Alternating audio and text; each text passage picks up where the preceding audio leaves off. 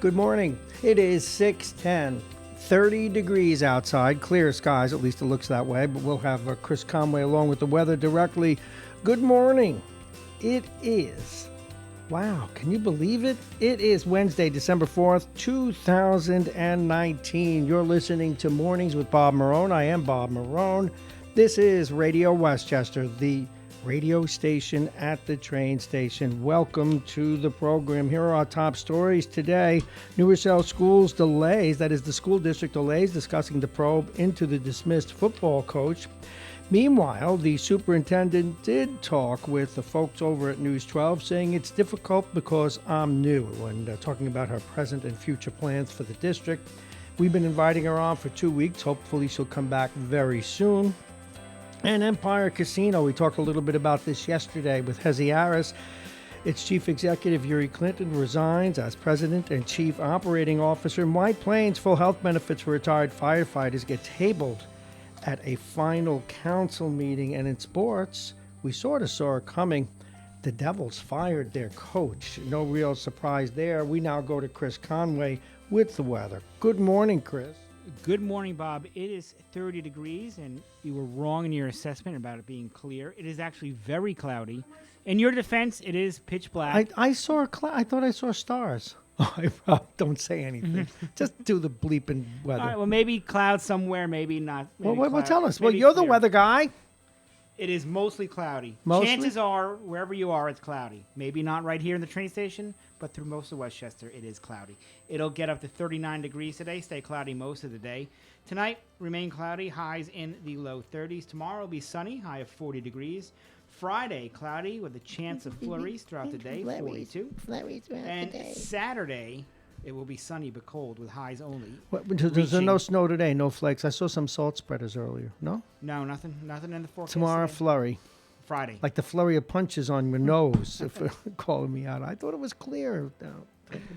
Weather is brought to you exclusively by United Hebrew of New Rochelle. It's voted one of America's best rehabilitation and senior care campuses. It's right here in New Rochelle. Visit uhgc.com. And I'm Chris Conway for Radio Westchester. Thank you very much, and we'll be back with Chris about sports. In fact, Chris, before we get rolling, what the heck? What do we know about the coach? Who took over for the Devils coach? Do we know that yet? You're going to research that? You're going to let me know? They hired an interim, Adam Nasreddin, I should say. Sounds like a biblical guy. From Nazareth. He played about 70 games in the NHL about 10 years ago. Cup of coffee with the Islanders. But he's the captain now. You mean the coach. The captain's a little C on his shirt. All right. Okay, we'll get back to that. We're going to be talking about that. We know, by the way, last night whining, I get this text. I'm trying to sleep. I got to go to bed. I get this text from Tom from Pelham. Did you see the hit on my guy? There should be. They lost the game. He's all upset. There should be a penalty, Bob. He's really upset. He wants to win every game. I guess I don't blame him. All right. It's time for news. That sounds good, doesn't it? It's time for the news. And that we will do. Good morning, everybody. I hope you're going to have a nice day. Don't feel too much stress with Christmas coming, only 21 days away. Lord help us all. All right, let's get to those stories. The New Rochelle School Board isn't ready to announce its decision regarding the investigation into the dismissal of the high school's football coach. This in News 12 today. Coach Louis DiLorenzo, the head coach of the high school football team, hasn't been with the team for the last 3 games, as you know. Parents at the school board meeting yesterday said they are frustrated but aren't surprised by the delay. As News 12 reported, Coach D was told he wasn't allowed to coach or teach on November 13th after Superintendent Fejo announced the violation of a school policy. Mr. DiLorenzo's family speculated his dismissal stemmed from helping a distressed student who is also a relative leave school campus without going through the proper channels. And also there was the unlawful contact allegation out of the Yonkers Police Department. The New Rochelle School District has not confirmed if the incidents are related or what policy the coach violated. So we're still waiting for that. And speaking of Dr. Fejo, we won't do this whole story, but she did sit down with the folks over at News 12, and some members of the community, as you know, tried to have her fired before she even started. That was part of their story. The calls only grew louder when she reassigned a longtime football coach. Fayo's first day on the job was November 1, and even that was controversial for some people in the community. They wanted her fired again even before her first day. The controversy wasn't even in the rearview mirror when the bombshell coach issue came up. So she's been through a lot. We're going to get her on for an hour, Chris, as soon as we can. Well, we've had her on before. Very impressive woman. So, and I think Anthony called in yesterday and he had a snide way to put it, but I think he was pretty accurate. I think he said something like, "It's the enemy this city needed," which is a little harsh, but I prefer to say that one of the problems with integrity is that everybody wants integrity until it's their special need or their special request, or they want you to look the other way for their sacred cow. I don't think she's wired like that, but we'll find out. 6 months from now, I could be banging my head on this mic saying, why did I think that? Okay, this out of Yonkers. Empire City Casino executive Yuri Clinton has resigned nearly a year after MGM announced that he had been tapped as president and chief operating officer of the casino and racetrack. This in LOHUD today. Clinton will continue to support, quote, our efforts to develop a major entertainment and casino facility as a consultant. So said Debbie Duchang, a spokesperson for MGM Resorts. Clinton was named to the post shortly before Las Vegas-based casino giant MGM purchased Empire City. Mayor Mike Spano, who praised Clinton's appointment to the post in 2018, said Clinton was instrumental in getting MGM off to a great start in Yonkers, and he set the stage for strong involvement in the community. MGM is seeking to bolster its investment by getting the state legislature and Governor Cuomo to lift the moratorium on new casino licenses. That one doesn't expire until 2023. Hey, give us a breakdown here. Do we always have to drive 87 miles to go to a casino? Come on, Gov. Do the right thing. Sounds like a movie. It is 6:17. A vote to restore full health care benefits to White Plains retired fighters has been put on hold. But Mayor Tom Rhodes says, boy, it's funny in the news, says a resolution will be met this year. It's been for over a year. Former Deputy Fire Chief Ed Loberman, 85, has represented around 100 retired fighters who contribute 15% to their insurance, and they are looking for resolution on that item. This is an interesting story, Chris. That out of LOHUD. Thank you for that. LOHUD's next story, this out of Elmsford. What happened at Alexander High School last week was either a distinct acting sensitivity to parent concerns or the cancel culture at work. That's because their Tarzan musical died on the vine amid racism concerns. It's been cut.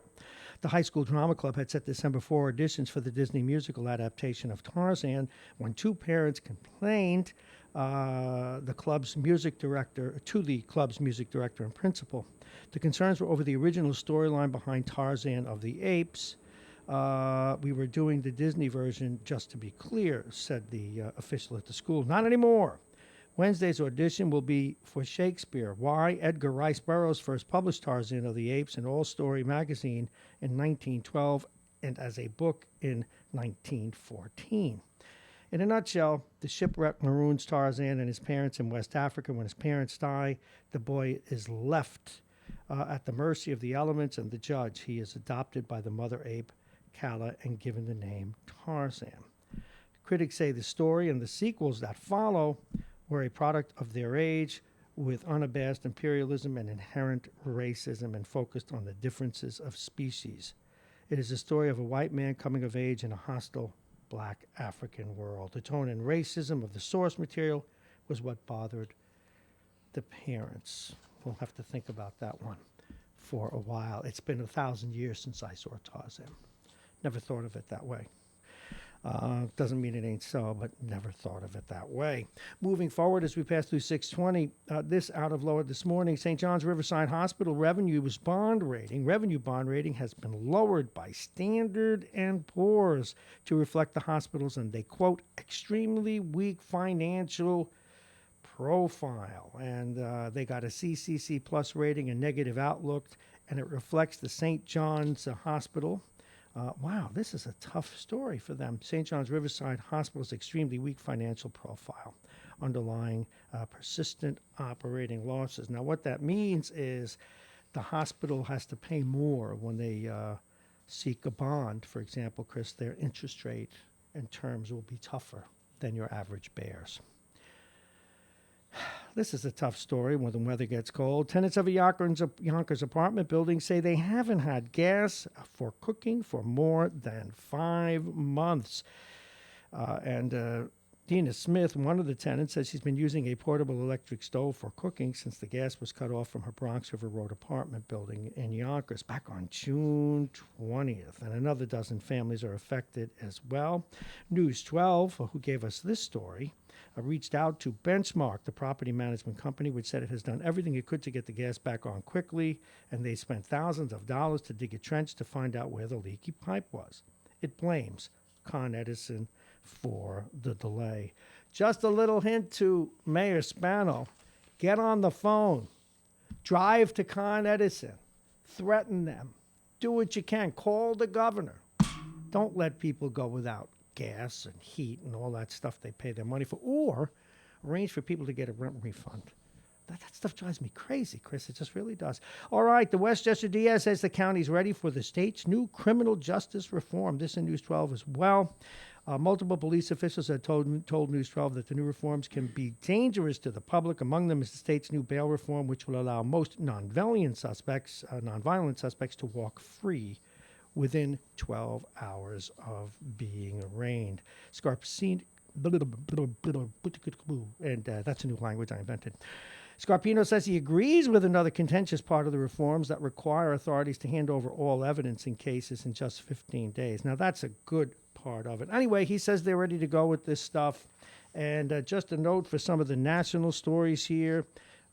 The House has sent its report, and that will lead off the hearings today, the beginning of the hearings for the Judiciary Committee, headed by New York Congressman Mr. Adler.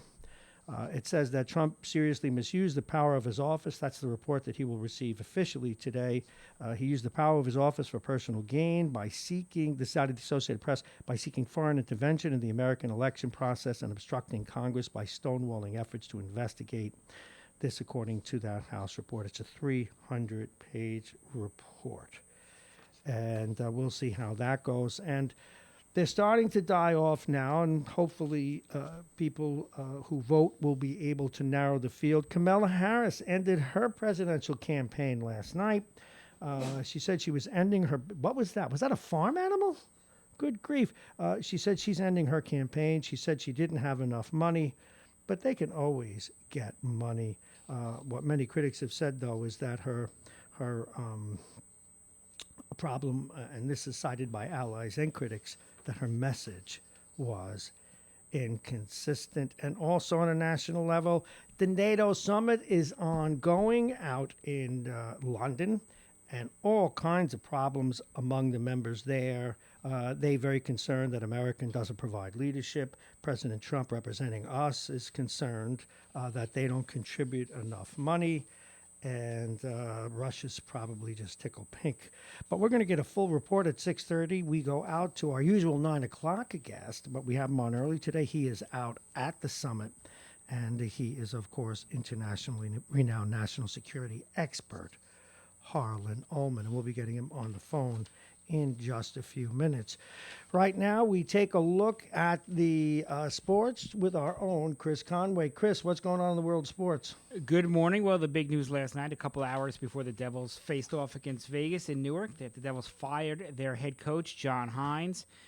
After 4+ seasons, he had a record of 150, 159, and 18. They had the second worst record in the NHL after high expectations. A lot of people, especially us yesterday, saw this coming. Sorry, didn't he just sign a new 3-year contract? It'll probably be in the story. The Toronto coach that got fired had signed a 7-year contract. Oh, he's got like so he's got like another $30 million coming. He's got 3 years left on his contract. That's like my contract here. You know, I get like $30 million over the next 3 years. Chris. Oh, really? Yeah. Oh, sure. We'll have to talk Go about ahead. Yeah, we will. The race? No Yeah. chance. Go ahead. Adam Nasruddin is the interim head coach until they find a permanent solution. Why does that sound religious, like Nazareth? It does. Adam of Nazareth. Go ahead. The Devils lost to Vegas 4-3 last night in Newark. The Islanders lost 4-2 in Montreal. Tonight, the Nets are in Tom Atlanta. from Pelham's crying. Where you got? Iona basketball is in action. They are in Yukon. And that's it for sports. I'm Chris Conway for Radio Westchester. Before you go anywhere, Yes. Did you see the contract that I never thought? I know Rutgers is. I know they've been a good football team over the years, and they produced Ray Rice, our own Ray Rice, et cetera, et cetera. But $32 million package for a local college coach? Are they really a national power, Rutgers? If I missed something? Here's the problem with Rutgers. $32 million, or a few years ago, they joined the Big Ten, which is a major conference. Yeah, no Ohio kidding. State, Michigan, those schools, and Rutgers they've been god awful. They maybe in a good year win one conference game, and they lose when they play these powerhouse teams. They routinely lose by 40 or 50.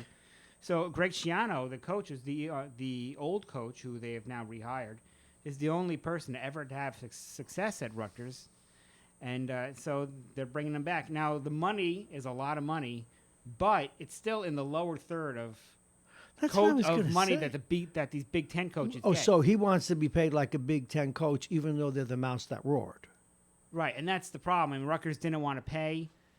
Well, you see that he gets a house, and then a the car, governor of New wash Jersey, women, wash men. But go ahead. The governor of New Jersey got involved to get him back. Rutgers did not want to pay, and that was a criticism of Rutgers. You join the Big Ten, you're going to have to pay these Big Ten type salaries, which they didn't want to do. They wanted get paid for prestige. Results. Well, he's the only one that's ever brought results. But that was then. I know, but since then they've been awful. They're in last place every year. No kidding. If there were undertakers, nobody would die. That's right. So they'll give him a shot. Maybe, they'll never win the Big Ten, but maybe they can be at least respectable. I guess it makes a lot of sense. All righty, let's reset. It is 6:27. You're listening to Mornings with Bob Marrone. I'm here with Chris Conway. I am Bob Marrone. It is 30 degrees, and it's cloudy continually. We're going to get to Chris in a moment with all the weather. As we go into the bottom of the hour, we are supported today by Dominic's Fine Cigars, licensed retailer with a big selection, including Arturo Fuente, Padrones, and more. Dominic's Fine Cigars, located at 204 Boston Post Road in Larchmont. They're open 7 days, not 5 or 6, 7 days. All 7 days? Aging issues management, most of the 7 days, 8 days, other days, 9 days, other weeks. Aging issues management and aging issues radio, the law firm of Payne and Kahn. Dominic Cigars, as we said, and plug-in virtual reality. We go to Chris with the weather, and I'm going to get our guest while you do that. Chris, the weather with Chris Conway. Good morning. It is cloudy or clear, depending on who you talk to. 30 degrees here in New Rochelle. It'll get up to about 40 today, but it will remain cloudy for most of the day. Tonight, also cloudy, 32 degrees will be the high. Tomorrow, the clouds disappear. It'll be sunny, 40 degrees. On Friday, cloudy, a possible flurry or two in the afternoon. Nothing to worry about, though, as of yet. 42 degrees is the high. Saturday, sunny, cold, 32 degrees, and Sunday, a mix of sun and clouds. The high will be 40 degrees, so a nice dry weekend coming up, unlike last weekend. Weather is brought to you exclusively by United Hebrew of New Rochelle. It's voted one of America's best rehabilitation and senior care campuses. It's right here in New Rochelle. Visit uhgc.com. And at 629, I am Chris Conway for Radio Westchester.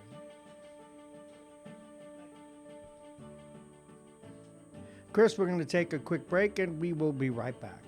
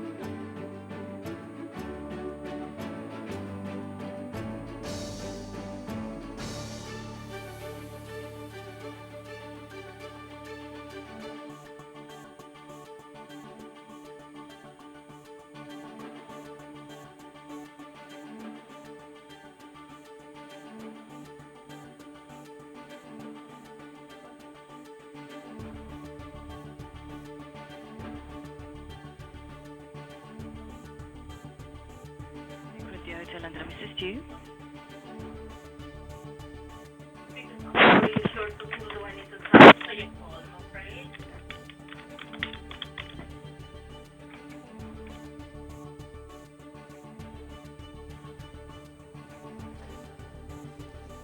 Well, Chris, nothing like being honest when you have these kinds of problems. What we've run into is we have a whole new phone line installed that we pay a fortune for, okay, because we're a business.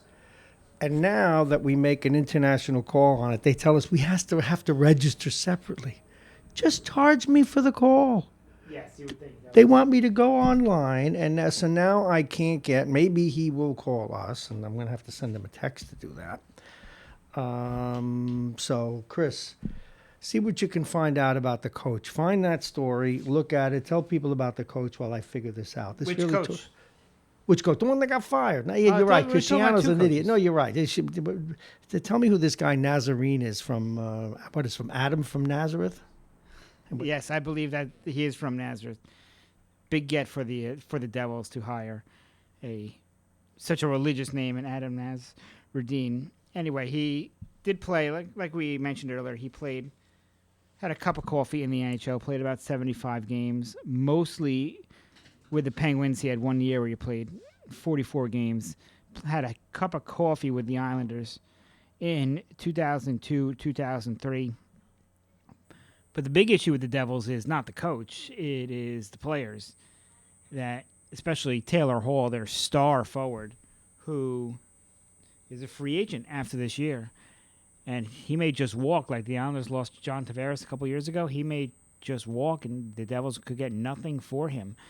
Will he want to stay in New Jersey? I mean, they've won one playoff series in the last 4 years, and that was a quick drubbing by Tampa Bay a couple years ago, and Devils lost in 5 games. But Taylor Hall's only played in one playoff series his entire career. You would think that winning will be a priority for him, but you never know.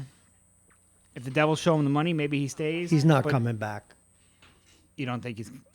No, why should he? What a situation. No, I mean that's probably why they fired the coach when they did. They have to turn this around. They have to show that they're going in the right direction, or else he will just leave. Or the other option, of course, is they realize he's going to leave and they would trade him off, which they don't want to do because they thought they were going to be good this year. They thought they traded for P.K. Subban. They drafted Jack Hughes, the number 1 overall pick. They thought they were going to be a competitive team, make the playoffs without question. And here they are, the second worst record in the NHL. Only awful Detroit has a worse record than they do. So you have to think that with Taylor Hall, maybe they trade him. Like I said, they don't want to trade him, but maybe they'll have to do that because it will be obvious, as Bob said. Bob thinks he's going to leave.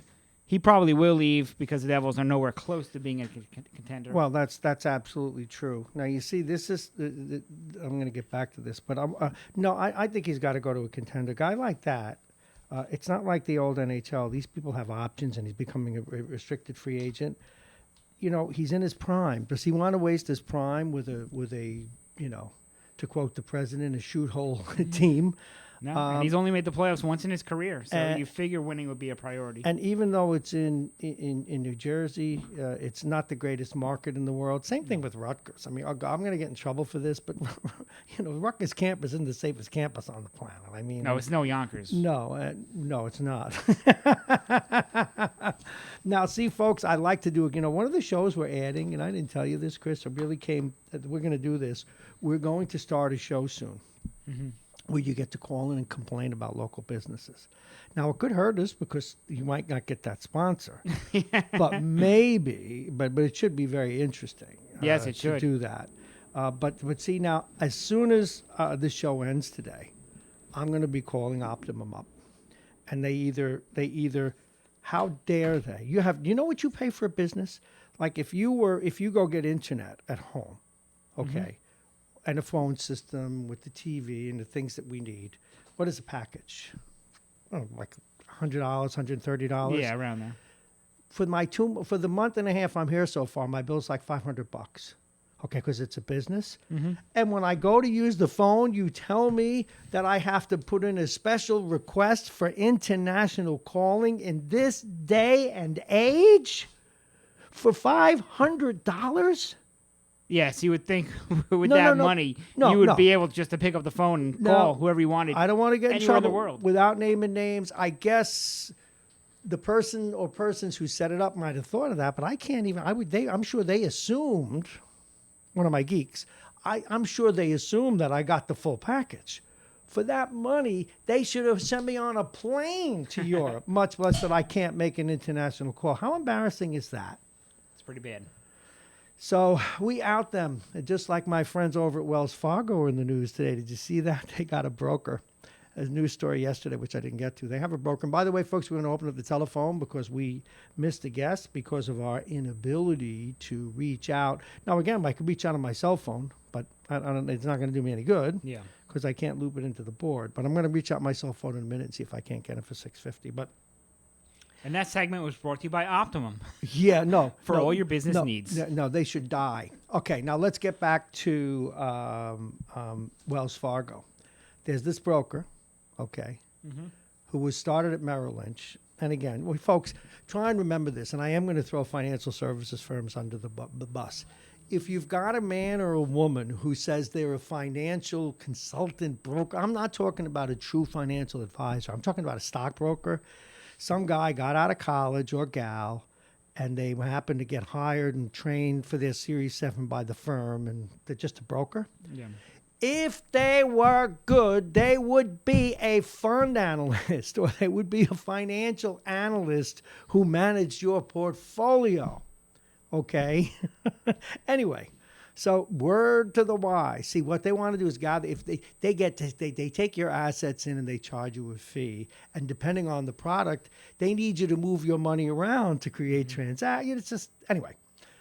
And I come from that world, 30 years. So anyway, so it's not there are many good brokers. I'm not painting them all, but a lot of them, they're just like the rest of us, want to make a living. They're a step ahead of bank tellers, you know?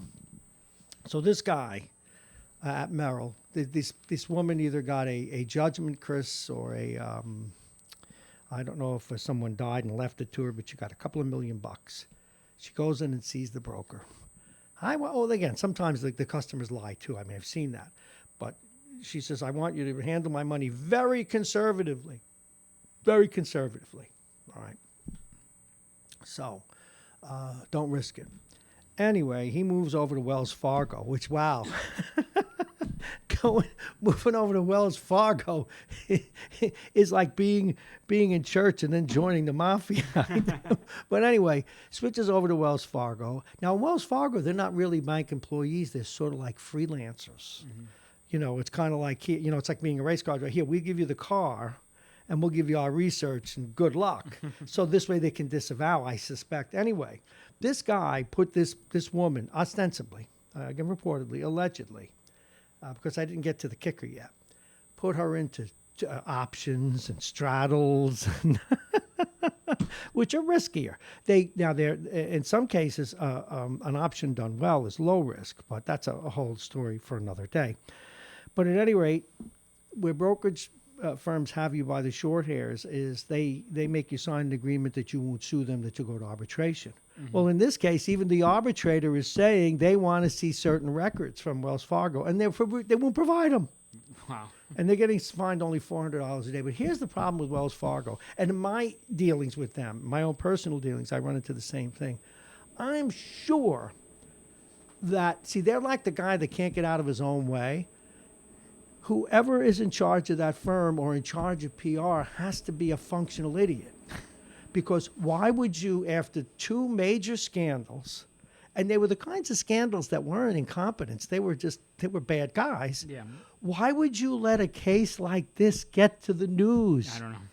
A simple $200 to settle with the woman and just go move on. Yeah. Move on. Maybe they don't want the president. I'm sure there's a reason. But see, if you deal with them, if you deal with that bank, what you find out is the way they've structured the bank, nobody's responsible for anything.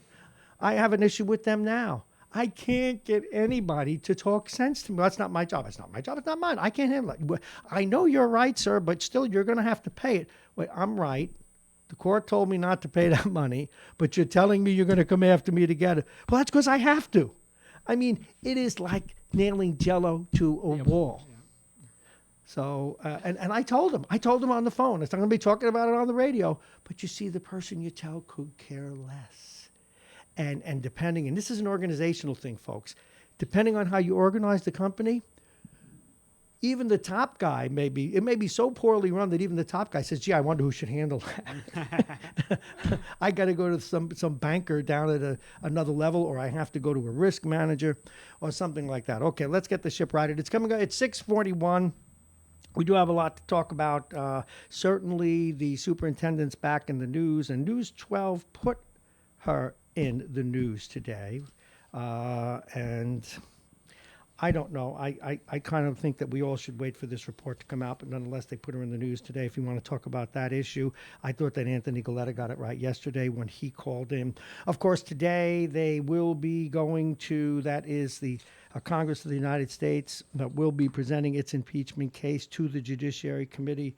Now, there's no lock, Chris. There's no guarantee that after this review of this 300-page report that they will file articles of impeachment. Mm-hmm. And then the next steps, of course, will be that they have to go to the Senate. The Senate will have a trial or not. The president's saying he wants a trial, but he may change his mind, as he often does, which is his right, of course. So, but then everyone and their grandmother and my grandkids and their still unborn children know that the Senate's not going to convict the president. Yeah. So it's going to be largely political in that sense. But then again, impeachment was meant by the Founding Fathers to be political anyway, so I guess that's okay. Meanwhile, and we're still going to try and get a hold of Harlan, out in the UK, the NATO summit begins, and we have done a lot, for good or ill, to hurt that partnership, and it's huge, because that is exactly what Russia wants. Mm-hmm. And again, when you look at their side of it, you look at the fact that Ukraine was a part of Russia for a couple of hundred years. Yeah. They originally gave Crimea to them in 1956 as a gift, and now they took it back. But nonetheless, NATO is the biggest reason, other than the fact that we have nukes, that Russia during the Soviet Union days was not able to expand further west in Europe. Mm-hmm. We kind of drew a line, as most people know, at Berlin. So what they want is more influence in the Eastern, what used to be called Eastern Bloc countries.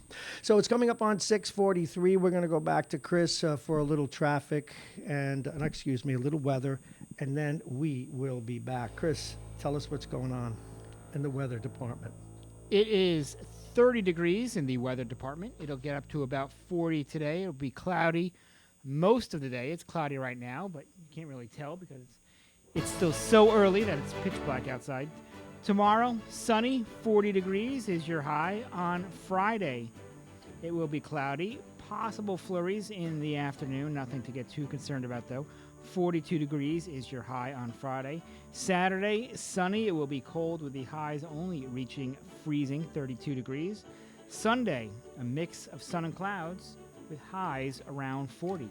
And weather is brought to you exclusively by United Hebrew of New Rochelle, voted one of America's best rehabilitation and senior care campuses.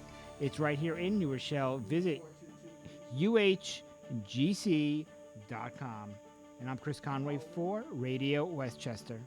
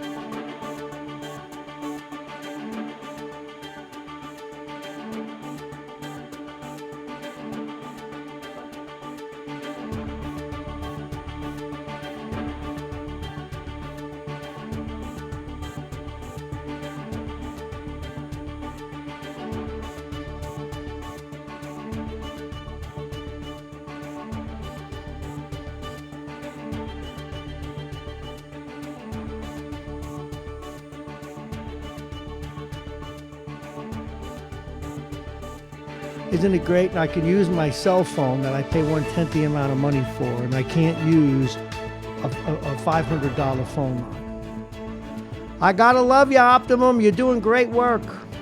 Hope you rot.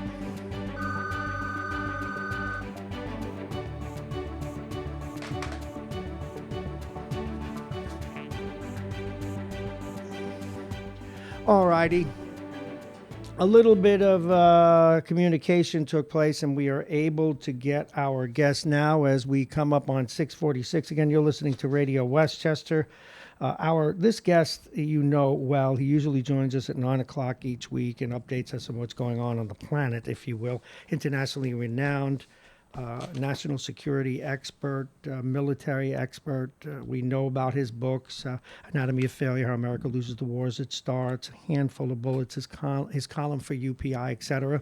And he is calling from the very place where the NATO conference is taking place. Please welcome Harlan Ullman. Good morning, Harlan. How are you? Morning, Robert. It's great to have you with us, even at this hour, although I know it's lunchtime where you are. We saw in the newspapers and heard on television that it's been a somewhat, at least with the reports we see, somewhat contentious in that, without directly pointing the finger at the United States, but mentioning the United States, that NATO is hurting, quote, without our leadership. That's one issue. And of course, the president is insisting that other NATO countries pay their fair share. How much trouble is NATO in, and how important still is that alliance? My column today is called NATO Relevant or a Relic. And I think NATO is extraordinarily important. This is its 70th anniversary. The reasons it's important is that the alliance brings together 29 and soon to be 30 different countries that have similar views on terms of security and defense and cohesion. And there's no question that Donald Trump has been enormously disruptive. I would say, and the summit is ongoing now and will finish about 3 hours hence, despite all backstabbing, I think that the summit is not as bad as it could have been. I think it's a crash landing, but I don't think anybody was going to be killed in the process. But NATO is papering over all of its difficulties. The fact of the matter is that what NATO has to understand is that Russia is primarily a political, economic, and disruptive challenge, not a military threat. And unless or until NATO can make that transition, I'm very, very afraid that NATO is going to be less a coherent alliance than it could be. But as I said, I think this is a time when there was will be a crash landing, and most people will manage to escape. Now, when you say that NATO needs to do this, are you talking about being more political and economic in their approach as opposed to military? What is it that NATO has to do? Yeah, look, NATO spends about 15 times more on defense than Russia does. Now, even if you do that in terms of personal spending, so forth and so on, we probably spend at least 10 times more than Russia does on defense. So that's not really the issue. And Russia is not going to attack West. They'd be crazy to do it. NATO's got 3 countries that have got nuclear weapons. The risks are too great. Putin is not stupid. But that doesn't mean Russia can't be intimidating, that Russia will not use active measures as it has been using. And NATO has not done a very good job in terms of dealing with the so-called propaganda disruption in American elections, in British elections.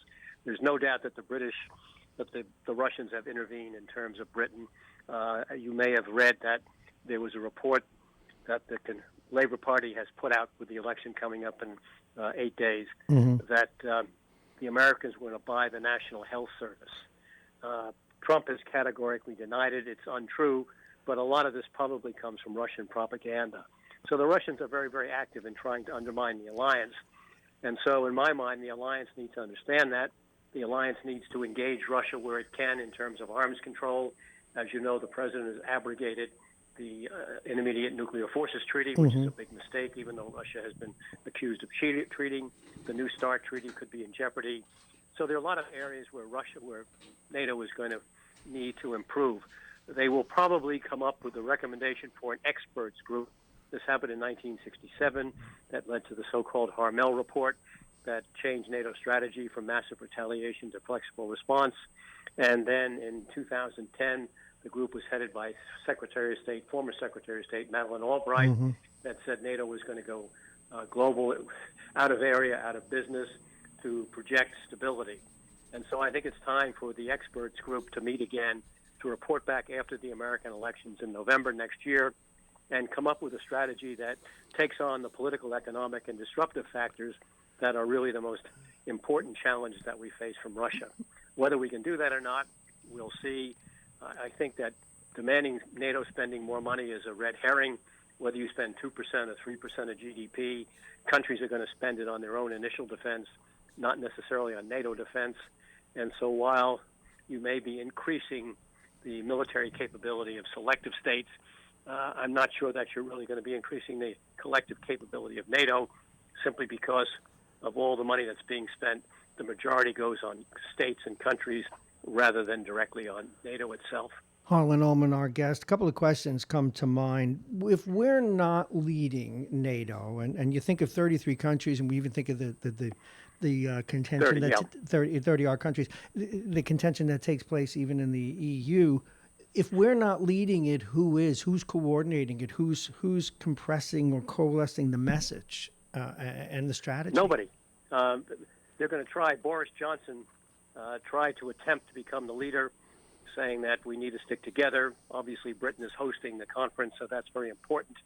But the United States, one can question the commitment. I think the allies are very suspicious of Donald Trump's role. John Bolton said that if Trump gets a second term, the United States, even reducing its profile in NATO further, was very, very likely. So there are all these questions that the alliance had. By way of background, Boris Johnson, Secretary General Jens Stoltenberg, and Pierre Trudeau, or Justin Trudeau, were caught making some backstabbing comments about Donald Trump. Yeah, I saw that. That were quite derogatory and interesting. Trump has been more or less restrained. I think he could have made, as you know, the chief rabbi of England had accused Jeremy Corbyn, the head of the Labour Party, of being anti-Semitic. And that really has hurt Corbyn. And I think that Boris Johnson was really concerned that Trump might have made a statement that was equally damaging. That so far has not happened, but the conference is not over yet. No, there's still time, Harlan Ullman. A couple of other questions come to mind. While Russia is not really a true military threat, in terms of influence, though, one thinks of in fact, I was tempted before to be snarky and maybe have a little fun anyway and say, oh, no, Ukraine they hacked our elections. They're the ones that are interfering in NATO and in the UK. It's not the Russians. You've got it all wrong, Harlan Ullman. At any rate, speaking of the Ukraine, and speaking of other Eastern Bloc countries, doesn't Russia want, though, in those cases, to use its influence again and bring them, even if not formally, through influence and power, back into their orbit? Yeah, I mean, Russia's going to do that, and Putin has been, particularly able in being able to carry that off. And doesn't that trouble Europe? Of course it does. But that's why you need a strong leader. The United States should be the leader. And because of Trump's personality, among other things, that's very much in question. Okay. Now, but in fairness to Europe and to Donald Trump, Europe doesn't seem to be doing a very good job of stopping what the Russians are doing either. How do they even go about doing that? And that's one of your expertise. Of course, they need... Well, I think, first of all, it's very difficult when the President of the United States does not recognize that Russia has interfered in elections. Yeah, I know. So that complicates issues. But what the NATO alliance can do, they certainly have the capacity in terms of a PR attempt to publicize what Russia is doing to populations and to take responsive action. This is not difficult. This is not reinventing nuclear weapons. But because the alliance is based on unity, that means that all 30 countries, soon to be 30 countries, have got to agree. That's consensus. It's often very difficult to be able to achieve that. Where's the line for NATO? Where's the front? When we look at a lot of people don't follow this stuff, but they do understand it in terms of black and white and east-west. Where's the front? I mean, it's not really at the Ukraine anymore. It's almost like that ship has sailed. Where is the front in this? Where is back in the day when we used to say it was in Berlin almost? And where is it now? Where's the line? It's on your cell phone. Say that again. It's mass media. It's what the Russians do very, very, very well. It's on your computer. The front is being waged. I make the argument here that our militaries are too dependent on the 20th century industrial era, not the 21st century information era. And what that means is today, electrons are probably more important or as important as bullets. And so that what's called kinetic warfare, destroying the enemy physically, now has to be matched with dealing with the enemy, the potential adversary, in terms of electrons. And we find this in the battle against the Islamic State, when the war in which we're losing, possibly propagandistic-wise. That's a tough battle. We've been able to contain and eliminate some of it, but that's an ongoing fight. And we've been less successful in containing the Russians. They intervene with Brexit. They intervene in our elections. They will continue to do so. And I don't think that we have put in place sufficient counters and certainly not sufficient information to make the public more aware. And the so-called deep fake photographs, where I can have Bob Marrone being shown on Mars with Donald Trump to make it look realistic. You could have said Kate That Upton. sort of stuff is going to be flooding the media, and it's going to be very difficult to stop.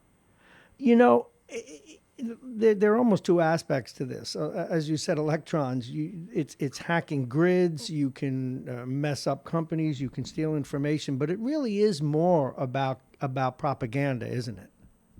Well, propaganda is a wrong term. It's about trying to influence minds.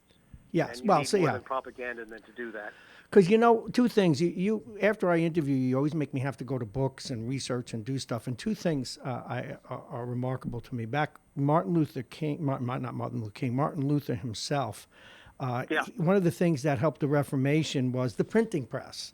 And then he converted the Bible to the normal language other than Latin, other languages other than Latin, and then the printing press. And then in Germany, as Goebbels was building up his propaganda abilities, he took over all the radio stations and all the press. And so what I guess a lot of us have been ignorant to is the ability to take social media and do just that on a global scale. And it just... absolutely, and that's what we need to do. Why have we not fought it better? Whether or not we can do that. Why have we not fought it better? We have, but the problem is who's in charge of this. The State Department has been eviscerated. The State Department does have what's called the Global Engagement Center, which has a couple of $100 million, but you're dealing across bureaucracies, and there's no equivalent of a Ministry of Information in the United States. And so the bureaucratic obstacles are very, very, very real. Multiply that by a significant number in NATO, and who's in charge? And it's very much a problem within the American government to determine who's in charge of specific issues because they are so cross-cutting. I mean, who, for example, is in charge of terrorism? Is it a police issue? Is it a CIA intelligence issue? Is it a military issue? Is it a Department of Justice issue? And so these are quite complicated, and unfortunately our decision-making apparatus has not been very good in what's called a whole-of-government approach, simply because you have one massive structure. Imagine a lobster with a huge 10-pound claw and a 2-ounce claw. And the 10-pound claw is the Department of Defense, which has all the resources. Mm-hmm. But it's limited by law. It's Title X responsibilities. And unless you have a strong White House that's prepared to coordinate all this and take it seriously, it's very difficult to do, even when you have competent people. Let's take us a little more inside baseball. And again, we're talking with Harlan Ullman, our go-to person, internationally renowned national security expert. Now, a man who does what you do, who both instructs, advises, writes columns and books. When you're out there, a lot of your work is in the restaurants and in the pub at night, not the drinking part, but meeting with other generals and diplomats, etc. What's the zeitgeist out there in terms of the United States, our defense? Oh, it's all negative. I was having a meeting with some exceedingly senior people for breakfast this morning in terms of saying, all right, what can we do to exploit the opportunities?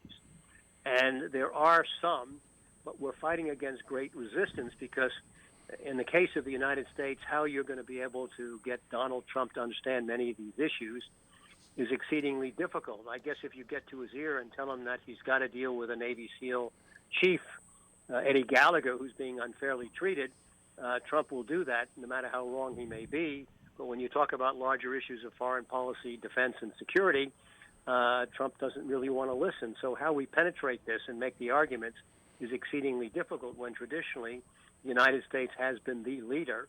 And now, in many ways, with the America First policies, it's defaulting that leadership.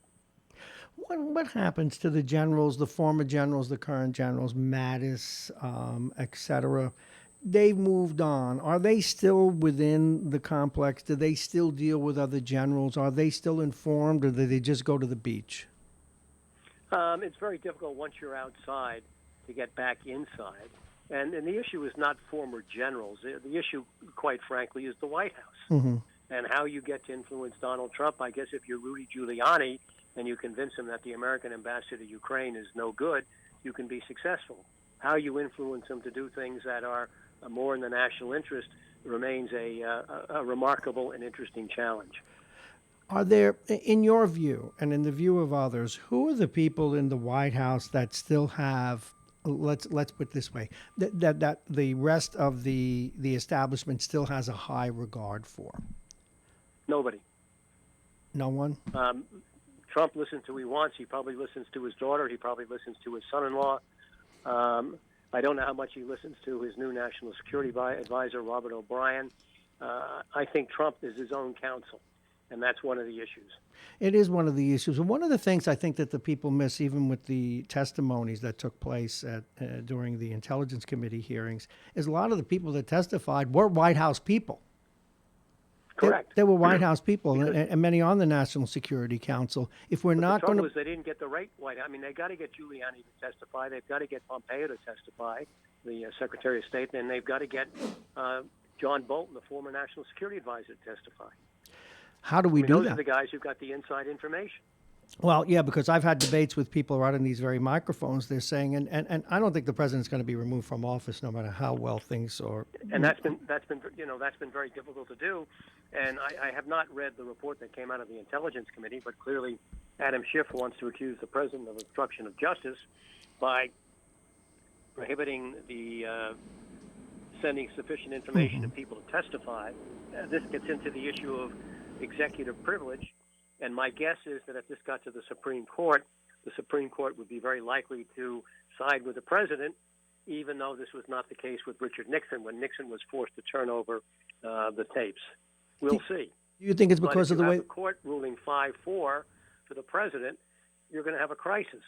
And I'm afraid no matter the outcome, whether he's impeached and convicted, impeached and not convicted, you're going to have a substantial amount of the population that's going to be furious no matter what happens. And that's not going to be good for America. No, it's not going to be good for America at all, Harlan Ullman. It is 7:03. We're with Harlan Ullman. He's out at the NATO summit, and now we're talking about the president, what's coming down in the next few days at the Judiciary Committee. Well, one of the things that the people who will call in will say to me is, so far they don't have anyone other than the people that were sitting at that phone call and overheard, I guess, Sondheim's conversation with the president.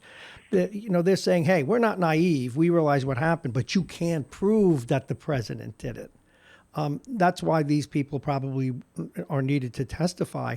Now, let's say that they don't. We can't get there. I want to go back to the Supreme Court. Yeah. Is the Supreme Court that political where even in an instance where we may be talking about abuse of power, they would turn political rather than look at the law? Are you suggesting that?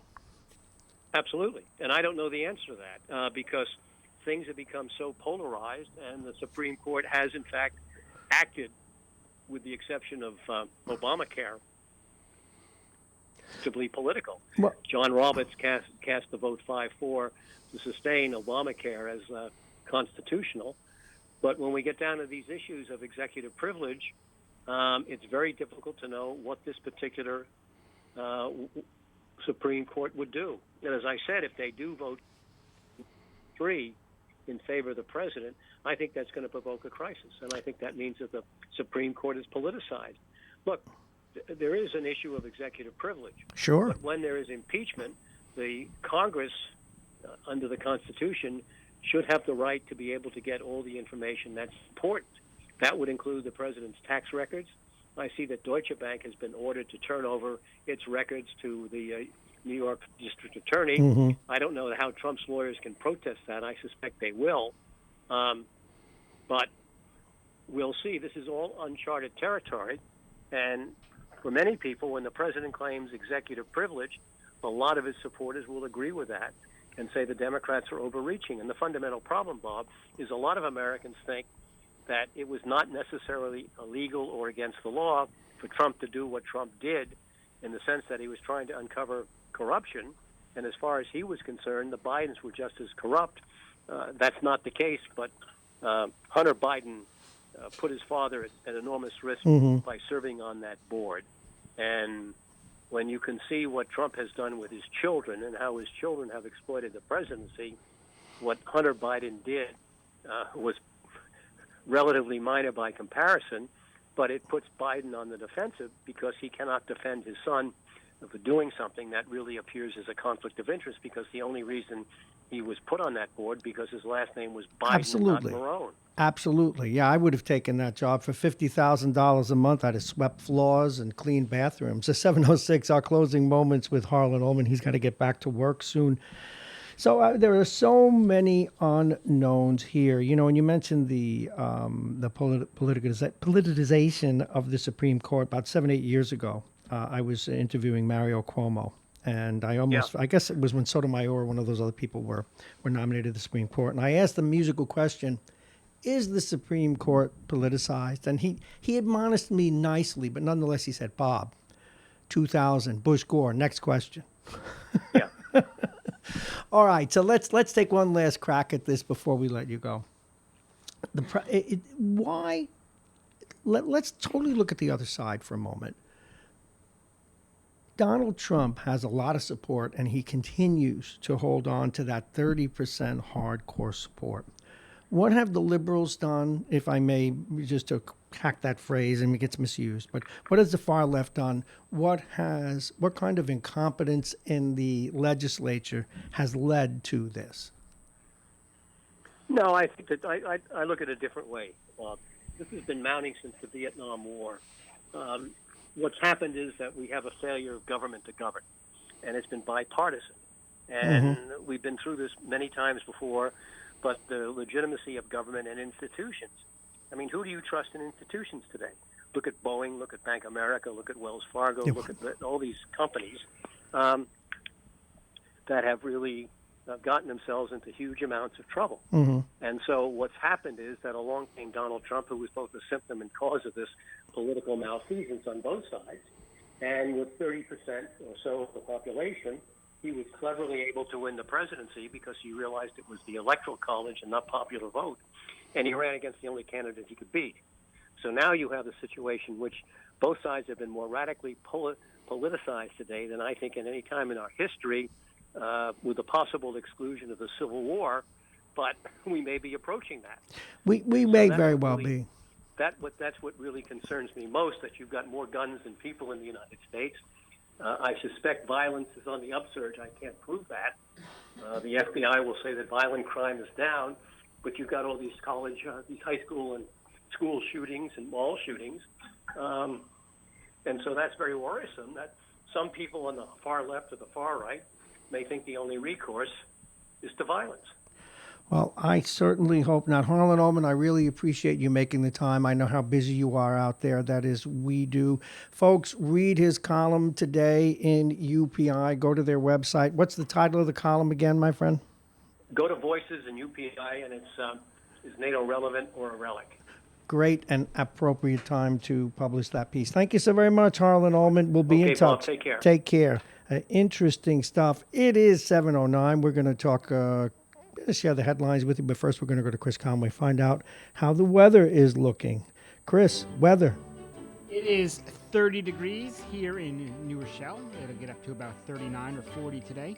It will remain cloudy most of the day as well as this evening, when the highs only hit 32 degrees. Tomorrow, sunny, 40 degrees. Friday, cloudy. Possible flurries in the afternoon, highs in the lower 40s. Your weekend forecast: Saturday, sunny and cold, highs only 32. Sunday, a mix of sun and clouds with the temperatures around 40 degrees. Weather is brought to you exclusively by United Hebrew of New Rochelle. It's voted one of America's best rehabilitation and senior care campuses. It's right here in New Rochelle. Visit uhgc.com. And I'm Chris Conway for Radio Westchester. Thank you very much, Chris. Can you give us a quick look at the sports as well? Sure. Last night, the New Jersey Devils, with their new interim head coach, Adam Nasruddin, they lost to Vegas 4-3. The Devils fired John Hines, their head coach for the past 4+ seasons, shortly before the game with Vegas. He had a 159-8 record in his seasons with the Devils. They have the second worst record in the NHL this year. Montreal defeated the Islanders at a rare loss for the Islanders, 4-2. Tonight, the Nets are in Atlanta. Iona is at UConn in men's basketball. And the New York Post is reporting that the Yankees are meeting with two-star pitchers, Garrett Cole and World Series MVP Steven Strasburg. And that's sports. I'm Chris Conway for Radio Westchester. Thank you very much, Chris. And sports and weather by the maestro himself. Some of the headlines we're looking at, one of them we're going to be discussing with our next guest, Mike Duffy, who should be calling in momentarily. The top headline today is that there is yet no answer from the New Rochelle School Board, Chris, on the disposition of the investigation regarding the coach. Some people think they're working out a separation agreement, but that is just speculation and hearsay. But there seems to be some smoke to that. Why they would be doing that, we don't know, but something Bob Cox suggested the other day. If indeed it involves personnel and personal issues, we may never know. They may simply cut a deal, and then the speculation will continue, and probably it'll be up to the coach to talk about what he wants to or not. But again, that ship has not sailed. We do not know what the case is. We do know that our friends at News 12 did interview the superintendent, and the report we got from them, I mean, it's not an offense. It wasn't very meaty. It was kind of like a nothing burger. They said, wow, she's had a tough job. Look at all she's dealt with. So they really didn't get into where she's going, or at least not in their first report. Now, what we'll be talking with our good buddy Mike Duffy about is that the Westchester DA, where Mike Duffy himself, was the chief of investigations there back in the day, they're saying they're ready for the new criminal justice reforms. We're going to see if Mike Duffy, fill us in on what that means, et cetera. So we look forward to talking with him in a moment or two. And Yonkers tenants saying one apartment building there, they haven't had gas for over 5 months. I'm always amazed at this. You know, everywhere you go, the streets are dug up. They can't dig up another street in Yonkers to fix a gas line. Kamala Harris ended her Democratic presidential campaign, and I confess, for a guy who's a political wonk, I've not watched one of those debates. Debates with 20 people or not, I could care less. Narrow the field, and then I'll watch. Unless the one thing I have to say about the Republican, they gave me meat to make fun of. But this group is much less impressive than that Republican group 4 years ago. You can't even make fun of them. It's just too many of them. Yeah. But at least Trump made it worth watching, and some of the other guys. You got Ted Cruz, who everybody hates, and you had little Nico, and you had Sleepy Bush, and maybe it's the president was able to just make it interesting, but nonetheless. So those are some of the top stories we're following, and we await now our call from Mike Duffy. I don't know if it's the phones lately or if it's me, but we've been having all kinds of trouble the last couple of days. I do not see Mr. Do you think he forgot to call? It's possible. It is possible. It is always possible. So you know what we're going to do? We always do in those situations. We're going to open the telephones, 914-222-3141, 222-3141. Another story this morning, St. John's Riverside Hospital's bond rating was lowered. They have a weak financial profile. And they're still trying to work a merger with Montefiore, by the way. Montefiore seems to be everywhere in this region, which reminds me, have you ever been, Chris, to the Montefiore Center and Hospital in the Bronx? No, I've not. May you never have to go. Beautiful facility, brand new buildings. It is a labyrinth. I was going to an office there that's within the complex. you can't find it with the GPS. You can't find the different parking lots. Some are free, some are not. Some are upstairs, some are downstairs, some are several blocks away. Your GPS leaves you like a half mile from the actual building. And then when you go in, there's a mixture of patients and hospitals and outpatient people and waiting rooms and restaurants. It's like the inside of an airport terminal that's supposed to be a medical center. It's just nuts. Beautiful, interesting, but I hope I never have to drive there again for the rest of my life. It makes getting around in wide plains look elegant and simple. So let me see. I know we usually hear from Duffy. Don't forget calling for the last 5 minutes. Alternate number. Man, what happened? All right. Well, he's supposed to call in. I'm going to give him the alternate number.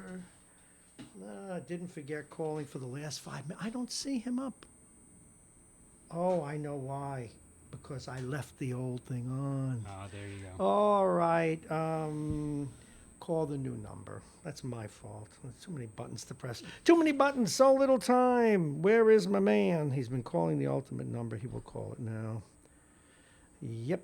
So, all righty. That's on us. That is on me. Call Mike Duffy if you're listening. We know you're listening. We fixed it. So he will be calling us in a minute.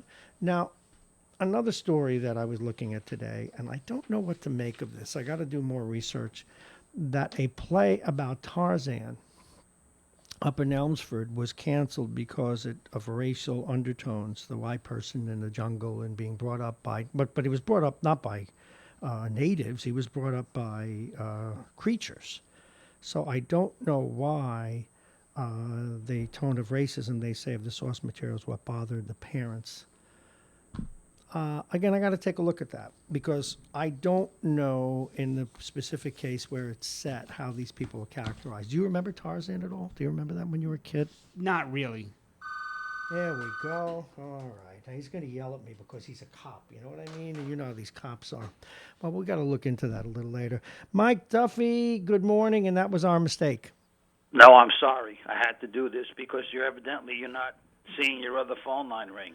No, it's not ringing. That's the problem. I'm looking at it, Anthony, and I'm glad you did. No, you can use this line anytime. I'm looking at it right now, the visual, and your number's not up. We actually now have put names next to numbers we know. Yeah, I've been calling all morning. Thank you. I didn't realize you had guests. No, that's okay. Hezi Aris is the last call I have, and that was yesterday for 14 minutes. So we don't know what that problem is, and we thought that you were our other guest. No, go ahead and speak. This is not why I called, but I just want to make a quick comment on your interview with Harlan Ullman. Please do. I actually absolutely understand and believe all the accolades and everything that you give him and is well deserved. But when he made the comment that the Supreme Court on Obamacare was not political, are you that naive? I didn't give a lot of thought to it because I know he was talking about John Roberts and whether he was being political or not. That was what I inferred. But say more about that. Explain. Yeah, but what I'm saying to you is even if we say that Roberts' vote was independent, okay? Pardon me. The other justices didn't vote politically. Oh, that's very true. Yeah, I agree with you on that. I didn't get into details in it, but of course it was political. It's political no matter how you cut it. You could make the argument that the deciding vote may not have been political, and I would disagree with that, but put that aside for a minute. What about the other 8 votes? Absolutely. And again, I'm sure you were listening back when Cuomo put me in my place as if for being naive when he just said Bush Gore next. I said, all right, Governor, fine. Okay, what I called on is the impeachment. Yes, please. Do you have a few minutes? Sure. Okay. Eric Cimarella is widely reported to be the whistleblower. Schiff states that he doesn't know the identity of the whistleblower. Now, Camarella worked in the National Security Council under Obama and Trump administrations, and he had I guess what they're describing as a bro-like, quote, relationship with Misko, okay? Mm-hmm. And this was in the NSC between 2015 and 2018. So August 12th, the complaint is filed after a meeting with the shift aide. Again, Schiff denies knowledge of the complaint before August 12th. Okay, and this is like their phone call set up yesterday. The dates are what's important here. Misco's official and Schiff in July of 26. Misco official hiring. His official hiring as Schiff's aide is listed as July 26th in the latest Congressional Quarterly Disbursements Report. Mm-hmm. So if Miscos is working for Schiff on the 26th and the complaint is not filed till August 12th, Go ahead. you tell me what's going on. Well, it suggests that he did know about it, and then that Schiff may not be lying. The only thing that I would add, and this was it was a brief that I read on the way whistleblower works. Unfortunately, or fortunately, depending on one's point of view, the motivation of the whistleblower is no concern if the facts are true. So once again, you revert to the facts. But my point is, Schiff is lying. Yeah, I do believe he is. Okay. I told you yesterday that they had a 3-day plan process for this. Yeah, and I caught up with my reading, and they're going to base it just on this report. That's really what it's going to come down to. Okay. They released a 300-page report Yep. at 4 p.m. in the afternoon. Mm-hmm. The following day, they're having a hearing on it. So, A, do you believe that their 3 witnesses have not been briefed on this report prior to its release? I honestly don't know. I would probably. I'm asking you what you believe. I mean, Sure, I would. Yes, I would. Do you Yes, I honestly would. believe that they put a 300-page report out? They give the opposition, the Republicans in this case, okay, less than 24 hours to read and prepare for a hearing the next day. They have 3 witnesses on their side, only 1 on the Republican side. I think the strategy of the Republicans, and probably to their benefit, is to not take this whole thing seriously. They're saying that it's trumped up. Point. That's why I'm trying to tell you it's not serious. Okay? The first day they release a 300-page report. There's less than 24 hours for anybody who sees this report for the first time to A, read it, B, digest it, and C, dissect it. Okay? The next day, they're going to have 3 constitutional lawyers from their side not go through the report. They're just going to explain the constitutionality of impeachment. You're kind of like a charge to the jury. Yeah, okay? A charge to the jury before there's an actual hearing, because the hearing is supposed to take place. Well, I think you and I both know that the president's not going to be removed from office, and I'm not actually sure that they're going to go with the charge. That's not the point. Because if that was the No, point, I do understand your point. I'm just saying it's a lot of this is for show. And if the point, as you were talking to Arlen Holman, was, you guys criticize Trump because he doesn't do what's best for the country. Mm-hmm. Well, let me ask you a question. Are the Democrats doing what's best for the country? Don't know. You don't know? In this case? How do you not know, Bob? In this If case, you're telling me that the okay. president will not be removed from office, how can chasing him for 3 years and not doing the people's business, not passing a trade agreement that's a We always, slam dunk Anthony, I'll give you my, I can only give you my Canada opinion. and Mexico. I can only give you my opinion. Then I got to get to, but as you well know, you and I will continue this.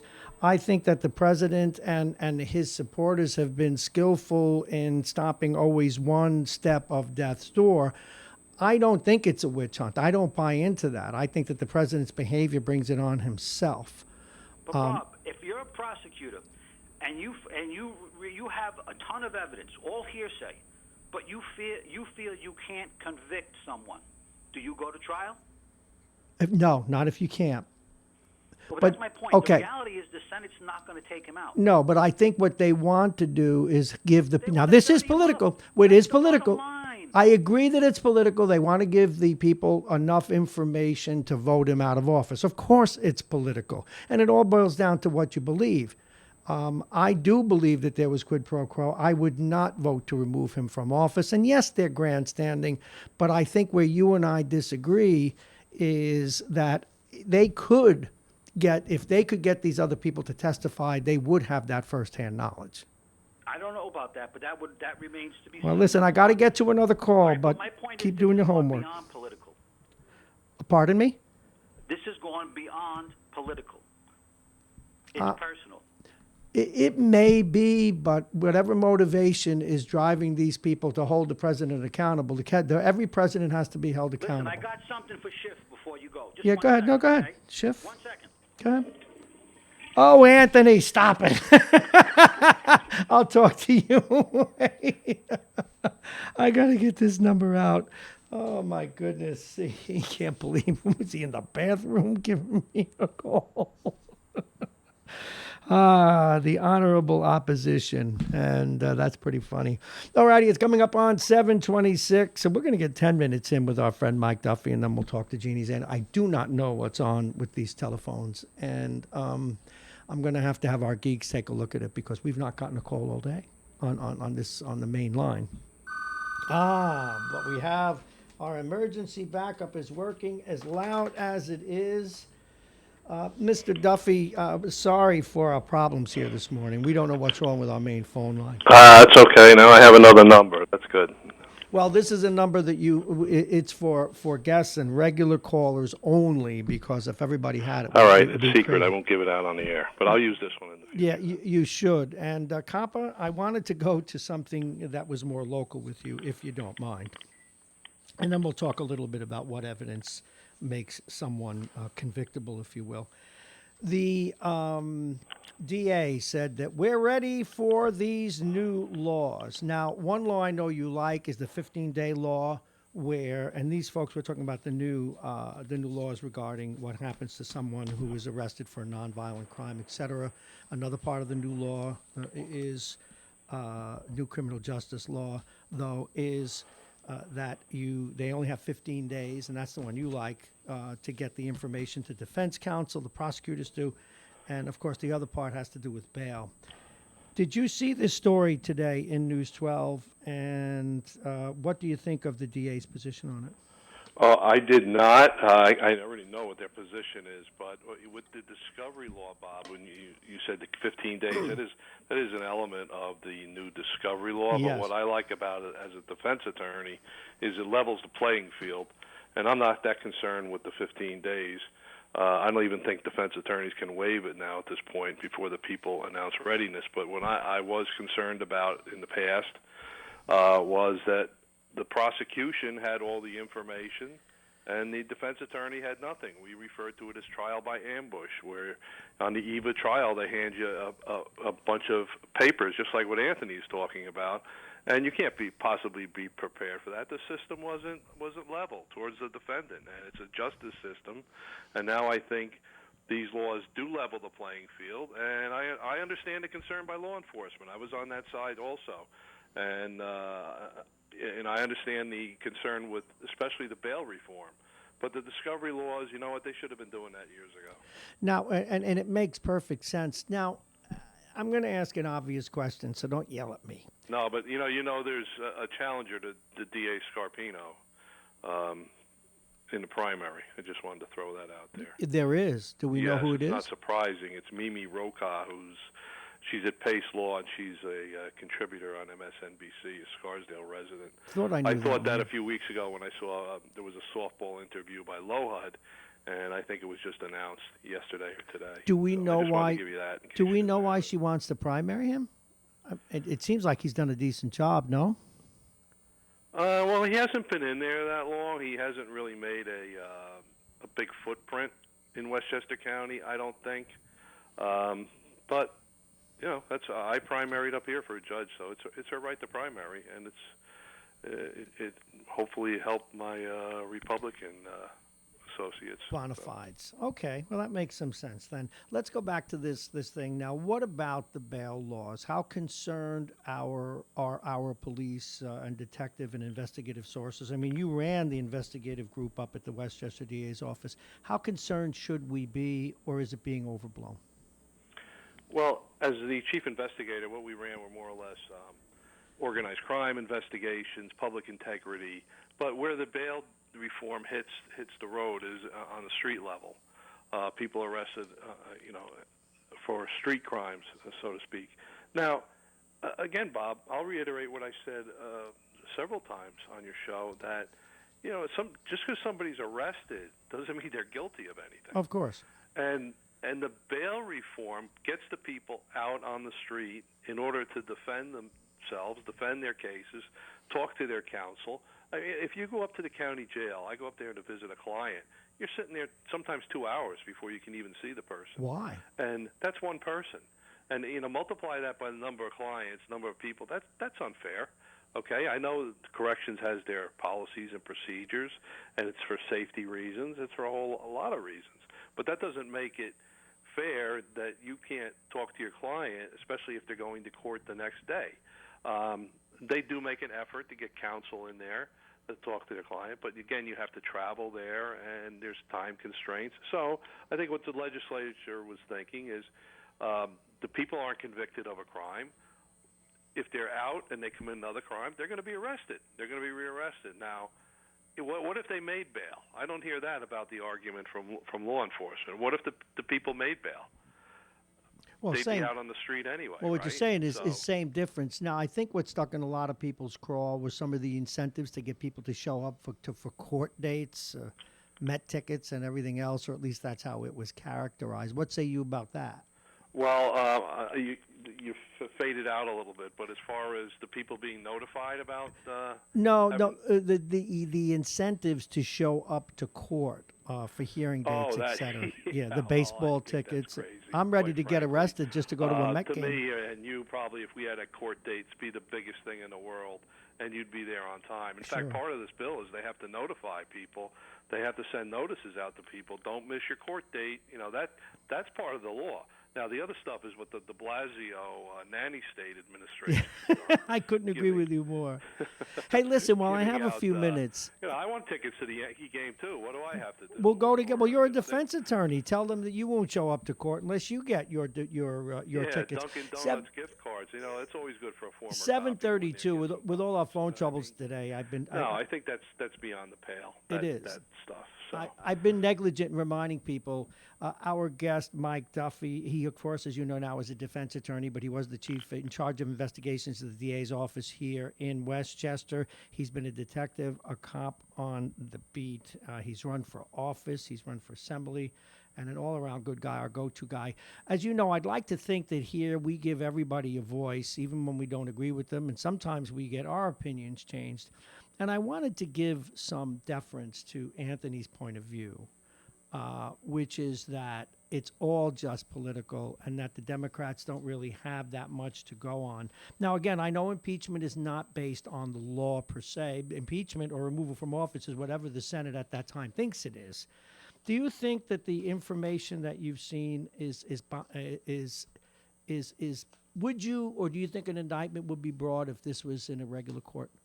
No, I don't think the United States Department of Justice, regardless of their political bent, would bring something like this, would bring an indictment on the evidence that, or lack of evidence, I should say, that I've seen in this matter. I followed the hearings pretty closely. When you have conflicting, conflicting testimony, and you see some of the political pandering up there that's going on.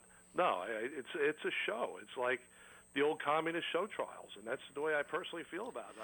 I don't see if there's anything there. I don't have a problem if there's some there, and all my colleagues and friends, they feel the same way. Hey, show me something. Well, what would you want to see? I mean, look, it's obvious, Bob. They weren't happy with the Mueller report, and now, well, we can't get them that way. So let's try this. All of a sudden, this phone call pops up. Well, you know how much I respect your opinion. So let me ask you this: there is the issue of proof. I love Training Day when he says it's not what you know, it's what you can prove. Now, I honestly don't think the quid pro quo thing is enough to get him removed from office. But do you think there was quid pro quo, or is that irrelevant? I think there may have been, and maybe I'll say it a little stronger. I think there probably was quid pro quo with the fact that Trump would get a meeting with the president of the Ukraine. I do not believe that President Trump, thought he was doing a quid pro quo. And it's also important to what was in his state of mind, okay, what he was doing as far as military aid goes. The Dems can't have it both ways. The poor Ukraine, they can't defend themselves against mean Russia. But They never did anything. The Obama administration, and this has been repeated ad nauseum, did not provide them with defensive weapons or offensive weapons to fight the Soviet Union. So, I don't know what they want. We accomplished what we wanted to accomplish, and they're making it, to me, completely political. Now, even if he did, and this is where I won't say that I agree with all my Republican friends on this, but it's just my own personal opinion. I'm sure this has been done before, and I would not want to remove a president from office because in my gut, based on what I've listened to, they may not have first-hand information, but I do believe there was a quid pro quo. Well, Bob, this probably had to be done 1,000 times. That's what I'm saying. So I would not remove him from office. In this digital age, everything's recorded.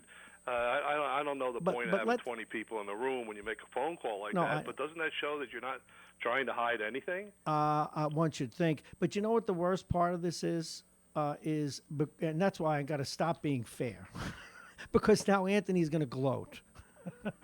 He's going to send me a text, and I'm going to have to live with it. But you know what? I'd rather be open than closed-minded. So I really appreciate that. Well, we're still going through the process, right? Yeah. You're going to have the law professors speak today. Jonathan Turley, I'm a big fan of his. I think he's very good. He is a Democrat, but I think he's going to give his. I think he's a real legal scholar. He's going to give his opinion on the legality of it. I think some of the other guests there, if you look at their bios, will tend to be more politically left. I think Mr. Turley will give an accurate description. And you know what, Bob, like I said before, if there's some there, whatever. But the president said yesterday he doesn't want this idea, I guess, was just posed as far as him being censured instead of impeached. He says, no, I want that. I want to go to trial. And that, you know what? You go to trial in the Senate, you know he's not going to be thrown out if this is all they have. And you bring these people in, have them testify. Well, now, what about the people like John Bolton and Rudy Giuliani? Where are you falling in on Rudy Giuliani's behavior? Well, he's been, excuse me, a little low-key recently. No right? kidding. He's trying to protect his client, but he seems to have lost a few steps there. If I can say that. I did. Oh, God. It's if I was the president, I would keep him off to the sideline. Yeah, no kidding. Attorneys really shouldn't be out there in the public advocating for their clients the way Mr. Giuliani is for the president. Like Avenatti was out there. We see what happened to him. There's no good end if you're out there as a mouthpiece shooting your mouth off to the media all the time. To do that behind the scenes, do that in the courtroom. And, that's my opinion on that. All right, then. We're going to send you on your way. I know you probably have to get to court and beat out justice. Yep. But thank you very, very much. And sorry about some of our phone problems today. Now I got to figure out if my next... No problem. I appreciate it, Bob. Now I have this number. And maybe reach out to Ms. Roca and see what the deal is with her. I certainly will. And by the way, I just want to make a comment about the DA. I don't know her. I'm glad that we have a DA with a lower profile. I've said this many times. I've been very disappointed in the behavior of DAs over the years, particularly Janine Pirro. But that for another day. We can discuss that too, Bob. I have a difference of opinion on that. But, well, you're increasingly in the minority with what she does. But anyway, one day, and all I keep mentioning in more ways than one. When I think of her is I keep thinking of Jeff Deskovic spending 16 years in jail because she didn't want to look bad. All right. I understand that, Bob. I also understand that she put the Westchester DA's office on the map in a lot of ways. So. No, well, Genghis Khan. Good ways, I mean. Well, Genghis Khan put Mongolia on the map too. Thank you very much, my friend. Take care. All right, bye, Bob. Mike Duffy, everybody, and boy, I can't get. I'm wondering I'm getting these boobs. There's a problem with the phone. We got to reach out to this woman. We need to do the traffic again anyway. Poor Chris is sitting there wondering what the hell is going on with the telephones, but he does need to give you the weather. Go ahead, Chris. Good morning. It is 30 degrees here in New Rochelle. It is cloudy. It will remain cloudy for most of the day. The highs will get up to around 40. Tonight will remain cloudy with the highs only hitting the freezing mark, 32 degrees. Thursday, it'll be sunny. 40 degrees is your high tomorrow. Friday will be cloudy, chance of flurries in the afternoon. Nothing much to worry about, though. 42 degrees is your high. Saturday, sunny, cold, highs in the low 30s. Sunday, a mix of sun and clouds with temperatures around 40 degrees. And weather is brought to you exclusively by United Hebrew of New Rochelle. It's voted one of America's best rehabilitation and senior care campuses. It's right here in New Rochelle. Visit uhgc.com. And I'm Chris Conway for Radio Westchester. Thank you very much, Chris. As we come up now on 7:40, I do believe our next guest is on the phone, although it could be Anthony gloating. I didn't get a chance to screen it. The bottom half of the hour is brought to you by our friends at United Hebrew of New Rochelle, the top-rated campus of senior care. Visit uhgc.com. It's brought to you as well by Aging Issues Radio, the law firm of Payne & Con, Dominic Cigars, and Plug-in Virtual Reality. Let's see who's on the telephone. Good morning. You're on the air. Hey, Bob, it's Mitchell. Hey, Mitchell, how are you? It's good to hear from you. Well, after hearing the gibberish, I had to give a call. Which gibberish? Oh, for the last half hour. Well, go ahead. Well, first of all, Mimi Rocha running was the worst kept secret. Everybody knew she was running for months now. Surprised you don't know a former federal prosecutor. No, I knew the name, but I didn't remember what she did. Why is she doing this? As I say, she's a former federal prosecutor, so she retired from the federal, and maybe she wants to get back. You know, she's a legal analyst on MSNBC, and I guess she just wants to get back. Could give Scarpino a run for his money because she probably will do very, very well with the woman vote. All we need, though, is another grandstanding DA who cares more about looking good. She's not a not at all. It's just the opposite. Another Janine Pirro, I'll pull my hair out. No, just the opposite. Just the opposite.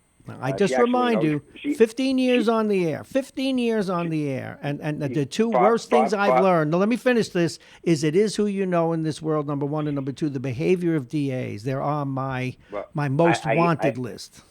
I hear you. Big difference is Mimi Rocha actually knows the law. But I just want to talk about some things I've heard. First of all, please do. Someone said you don't take people to trial on hearsay evidence. That's actually not true. If you have an abundance of hearsay, a DA will absolutely take that case to the jury. Second, there's this narrative, this bull, you know what, about the Democrats having a 3-1. That's the rules.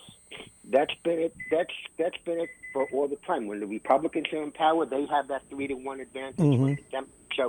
So that's how it works. Now we could say we dislike it, but that's how it works. Second of all, if you the fact that the Republicans didn't know, were they not in the room during all the testimony? So to say they were caught unaware is just a bold-faced lie. Continue. They were in the room. They knew everything. They heard everything the Democrats were hearing. Now they chose to ignore it. Well, that's their peril. But if you look at some of this phone list, there's trouble here. And look, is he going to be convicted? No. Is he guilty? Yes. Are the Republicans going to put party in front of country? Yes. Do I like that? No. Will the Democrats do it? Yeah, they may do it too. So, but the reality, the bottom line is, guilty as or anything. Forget the quid pro quo. He was doing things to make money for himself, to make him richer. What he did in Ukraine is clear as day.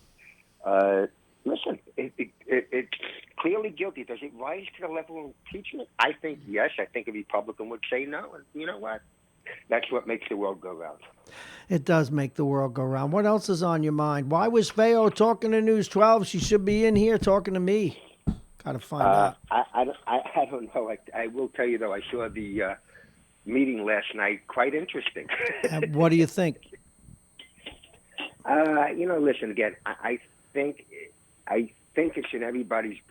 I think it's in the kids' best interest if we sort of calm the rhetoric down a little bit. That doesn't mean you can't push to have have the board remove her, but I think both sides need to ramp down the rhetoric, think more of the kids. Let's try to get some things done. Yeah. Superintendents come and go, but let's try to get things in place that are good for the kids, that will help improve the graduation rates, that will curb the unfair suspension policy, will increase security and safety, and put in more programs that will be beneficial to all. And that's my thought. Yes, there's some people who disagree with me, and they have every right to. I have mixed feelings about this, and I'll tell you why. And I'm open about this. So far, I am a supporter of this new superintendent. But had I worked for her, and that includes this show, by the way, I would not, after the couple of weeks we've had, I would not have given an interview to anybody just yet. I would let this thing calm down.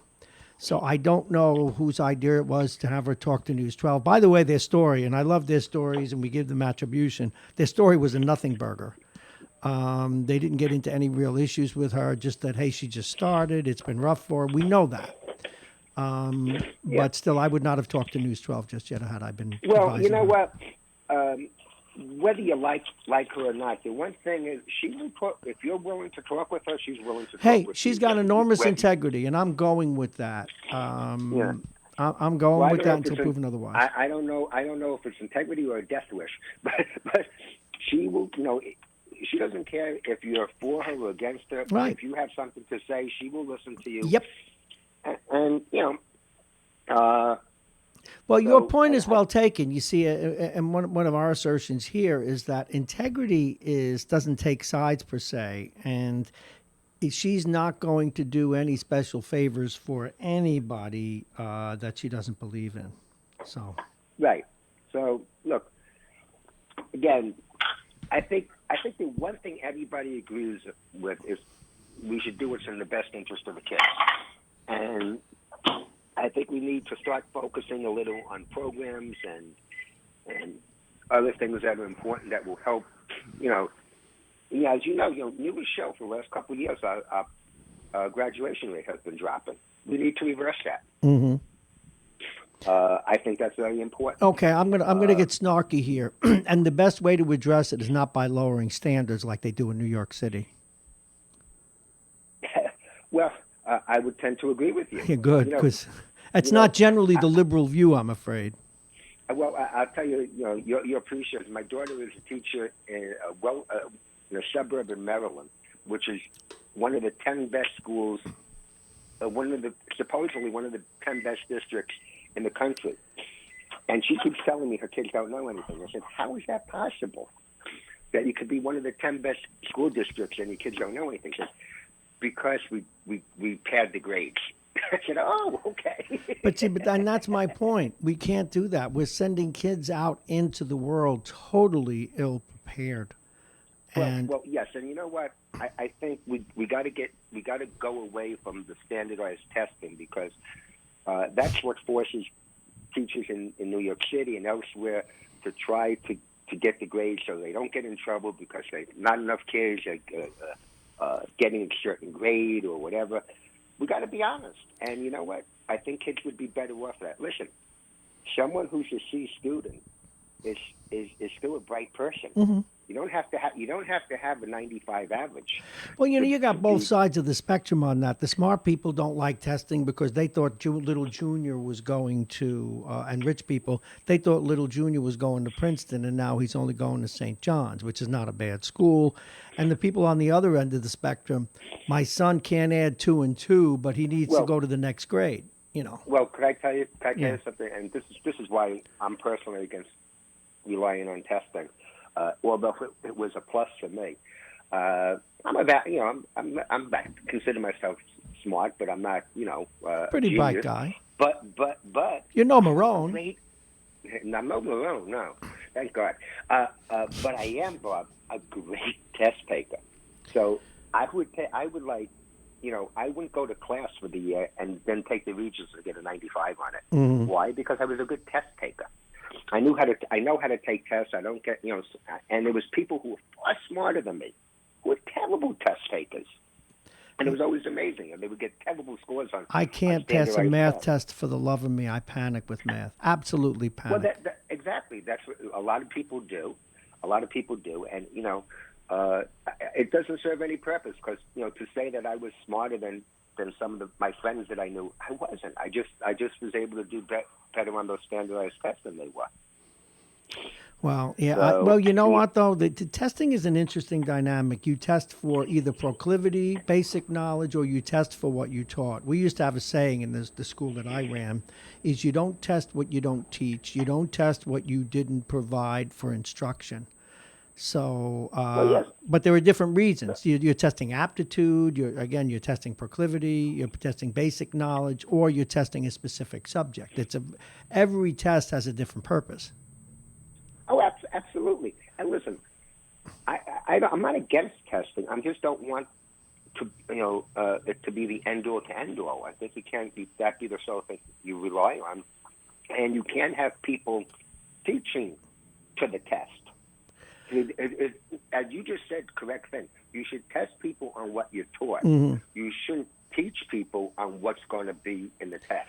In fact, if you construct a course properly, you've put the test together as you wrote the course, so that and you do it at each step along the way. In fact, we had another name for it. It used to be called the criterion. The criterion meaning this is what the person needs to be able to do. So ergo, they need to be able to do X. You figure out a way to test that X, and then you teach it. And those are lesson plans. It's basic stuff. I mean, I'm not saying anything that any teacher doesn't know. But in our school systems, they're subject to so much nonsense and baloney. And behavior matters. We've got to get to that. And it's where my friends on the left have really hurt the system. They want us to overlook behavior too much. And you can't teach. You can't teach in an environment that's crazy. Bob, let me just say this. Behavior does matter. Yes.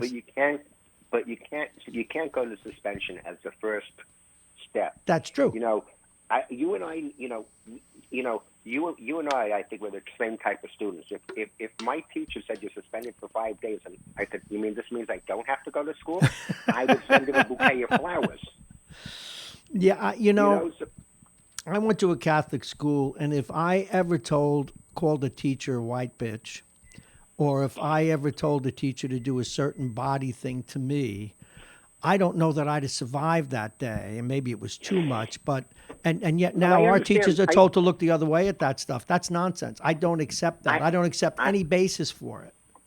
I understand, but again, I think if you have a student at risk, if you have a student that's struggling, suspending him. No. What you do is you invest.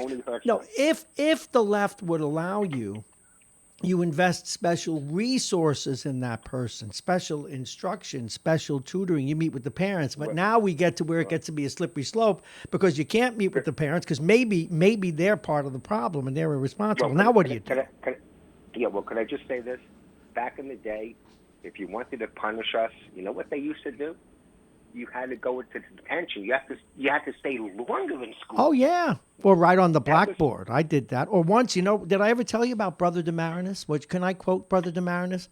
Mr. Marrone, you didn't finish the work in your earth science workbook. Today you clean the rat cages in the lab. Boy, that was. Bob, you mentioned what I think is the bottom line problem. There's no blackboards anymore, so there's no. It's whiteboards. Okay, fine. Nobody has to write on the blackboard anymore. I will not do this again 100 times. Try doing that. You never do it again. Well, they use whiteboards now, right? It's still the same thing. Yeah, but you don't have that. But it's not the same thing. They don't have kids write on the whiteboard. I will not be a bad child ever again 100 times. Or I hate Mitch 100 times. No, they don't do that anymore. Probably someone complained. And I don't mean to be too hard. Here I am. I won't call myself a moderate liberal, picking on these liberal attitudes because I think they're hurting our students. And I think New York is heading to a terrible place. Are you eating? Do I hear dishes? What are you eating? Soup. You're eating soup at 7:50 in the morning. I guess why not? Who says that breakfast has to be? I know people eat cold pizza in the morning. I mean, Chris Conway, he takes the garbage cans. Bob, my favorite food, cold pizza. Is there anything better? Yeah, cold pasta sometimes if it's got enough sauce on it. You know, well, I'll give you that. Lasagna's not bad cold either. You know the problem with can I complain to you? I like lasagna, but I hate ricotta. So I always have to have someone if you're going to make lasagna, I need the meat, Chris. Your mic's on. I need the meat. I want the pasta. I want the gravy and the mozzarella, but I don't want that milky, cheesy, gooky, fried milk. Oh, you're making me hungry. That's wow! What a shocker, Bob, I love you, but I got to tell you, there's everything I love about lasagna. The melted cheese. No, not the melted cheese. The melted cheese. It's the ricotta, that milky particulate. It looks like baby puke.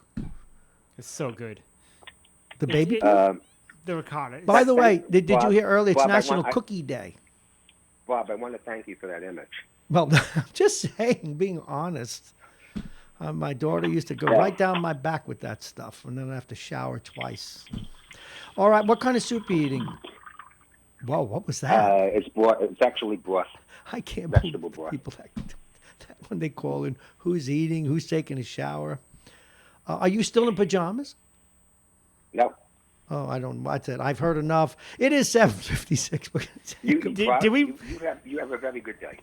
You too, Mitchell. Thank you very, very much for the call. And we're going to ask Chris. Believe it or not, Chris, we need you to test the phone system. You can sit right there and do it. Would you please try and call us up? Thank you very much, Mitchell. And the phones are open 914-222-3141. Let me say, I have a guest at 8 o'clock. Yes, I do. Let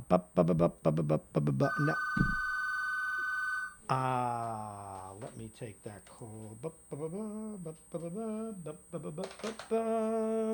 Good morning. You're on Radio Westchester. I just need to clarify one. Are you here to gloat now? No, not to gloat. Okay. There was a comment made on my statement that you don't go to trial with hearsay. Mm-hmm. But as usual, they cherry pick half the statement because the rest of the statement was if you don't feel you can get a conviction. Okay. Very good. Okay. That said, I hope Chris is listening. Yes. You love lasagna, but you hate the ricotta? And I'm the one that hates the ricotta because I can't eat certain... What is lasagna without the ricotta? No, Anthony, I know... No. You call yourself an Italian? What is the matter with you, huh? That's a good question. No, but you know, both of you. No, I know. You know what it is. I have to be honest. I'm allergic to. I have a problem with my liver and a lot of different fats I can't eat. You've got a lot of problems. You see, Anthony's triumphant now. Mike Duffy went to bat for him, and no, I don't like the ricotta. But lasagna is still good with everything else. The chopped meat, the gravy. And I have to disagree with Mitch because I don't know how you could eat it cold. Everything's not melted, and the flavors are not mixing and oozing and everything else. But to each their own. To each their own. But do you know what pizza, I agree with. Well, but although you know what, let me ask you this, Anthony. But I know your favorite. It's salad pizza. No, see, I was just going to say that. You're going to get me started. It is not pizza. Salad pizza is flat bread with lettuce on it. I knew I'd get a rise out of you. In fact, you know, I left some stuff in the car. I got to go get it. I have these Christmas lights that I'm going to wear on the air tomorrow. With like little 4 lights that stick up like a little helmet. And I also have lettuce because I want to talk about salad pizza. I'm going to get a piece of white bread and put lettuce on it and call that pizza. If you think anybody's coming down here to hang ornaments on you, you're out of your mind. Anthony, thank you very much for the call. Oh, my goodness. He really felt strong about that ricotta. You know, the baby puke. I have leftover lasagna in the fridge, and I was going to have it for lunch, and now it's just, I'm just staring at the clock. Well, there is one, but see, now there is a lasagna out there. But, you know, think of the frozen food makers. There's one. Okay. What? People can't stop calling now. But that's good. Now they got the phones fixed. Everybody's calling in. This could be my new guest. Good morning. You are on Radio Westchester. Hello. Mitchell again. Yes, Mitchell. very quickly. Yeah. First of all, Anthony is totally right. Lasagna is much better hot. But what I was saying, it's also good cold. But he's absolutely right. The using and the thing. And I want to thank him. Why? Because he said, because Anthony said something that I couldn't say. I'm not Italian. Anthony's Italian. He was able to call you out. Are you really Italian? Yes, He's you can totally call right. me How out. No, could you can call. How could you not like Regatta? You see, and call yourself an Italian? I- Anthony is 100% No, see, right. I let it go when you were questioning Italian food, and I was going to say, "What do you want? He's Jewish," but I didn't. So that you went right after me, and it's perfectly okay. I did not go after you. Anthony went after you. I'm just agreeing, and he had the right to because he's Italian. I didn't have the right to do it, but thank you, Anthony, because I agree. Wait a minute. Whatever happened with you and Anthony disagreeing about everything, including the time of day, but when it comes to Marrone, you and Anthony are in the same team. Why is that? Or maybe it's me, Chris. Yeah. You just got it, my friend. You just got it. The two guys I know that are actually shorter than I am, Chris, and they make short jokes. Can you believe that? Bob, We Bob, represent the Anthony. lollipop. Bob. What? Go ahead. Bob. Yeah. Bob, I'm good. I'm gonna have to defend Anthony. I know Anthony, and Yes. he's not shorter than you. Oh, really? All right. Well, he comes. He passes by, goes to visit his dad, and once a week, once every other week. Next time in, we're going to put him right here on this camera, Chris. Mm-hmm. All right, and we'll open up the bets. Yeah. We're going to stand right here and let the world decide who's taller. Gotta wear the big shoes. Yeah, but you got to take off those shoes with the 3-inch heel. Yeah, the heels got to go. Well, I think I look kind of nice with those heels. I can see you're all having fun today at my expense, and that's as it should be. No. It's really nothing about having fun at your expense. I just can't believe you're Italian and you don't like Regatta. No, I don't like that, and I don't like shell. I don't like you ever see people get that? What are those mussels with the black shell?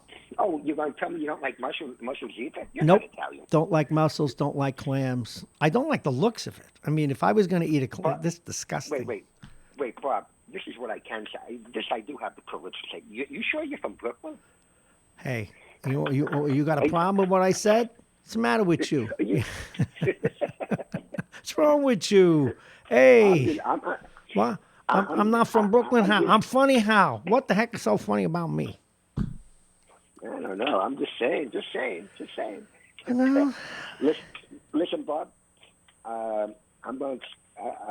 If Anthony could hear me, Anthony, if you'd have your wife make a nice Italian lasagna with Regatta and bring it into Bob, I think it's really needed. You know, by the way, I just got a text from a hockey buddy of mine. They want to come in and hang lights on my head. You do.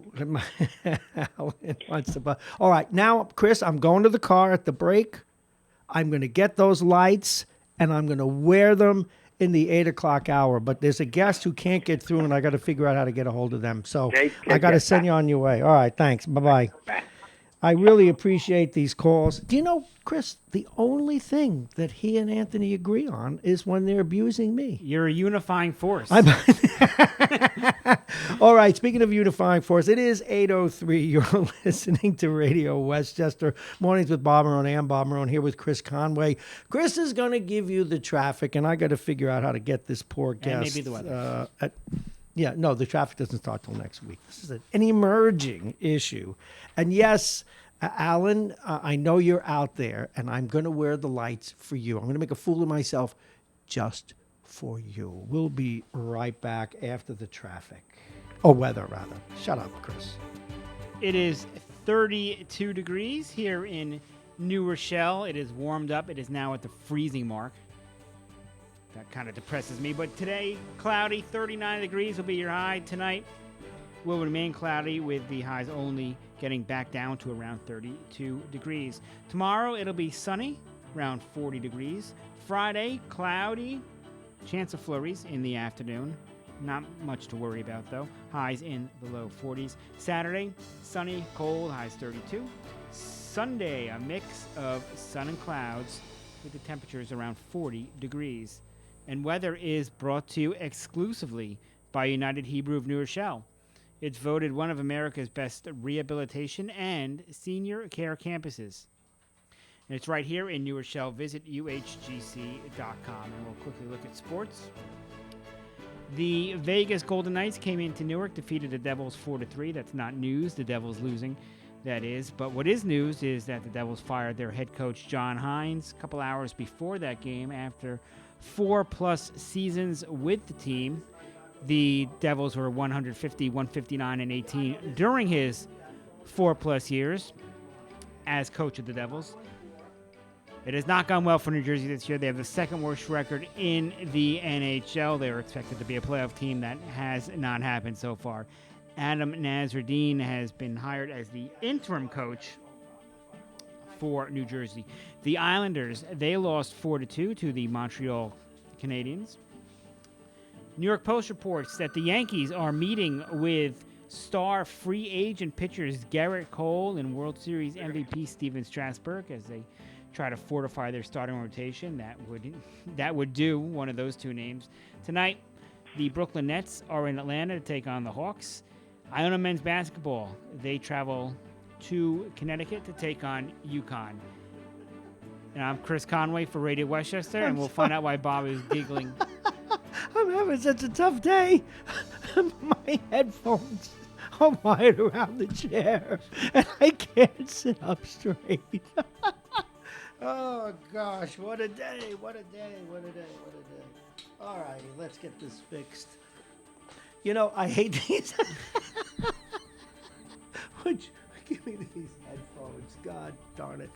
Pot them up, would you? All righty, that's good. I can hear. We're going to go to our next guest, and I'm just having a ball today, folks. Thank you so much. You can pot them up a little more if you would, please. A little more, please. That's great. That's perfect. All righty. We do a lot of different things here as we come up on 8:07 and just looking at the rest of the hour.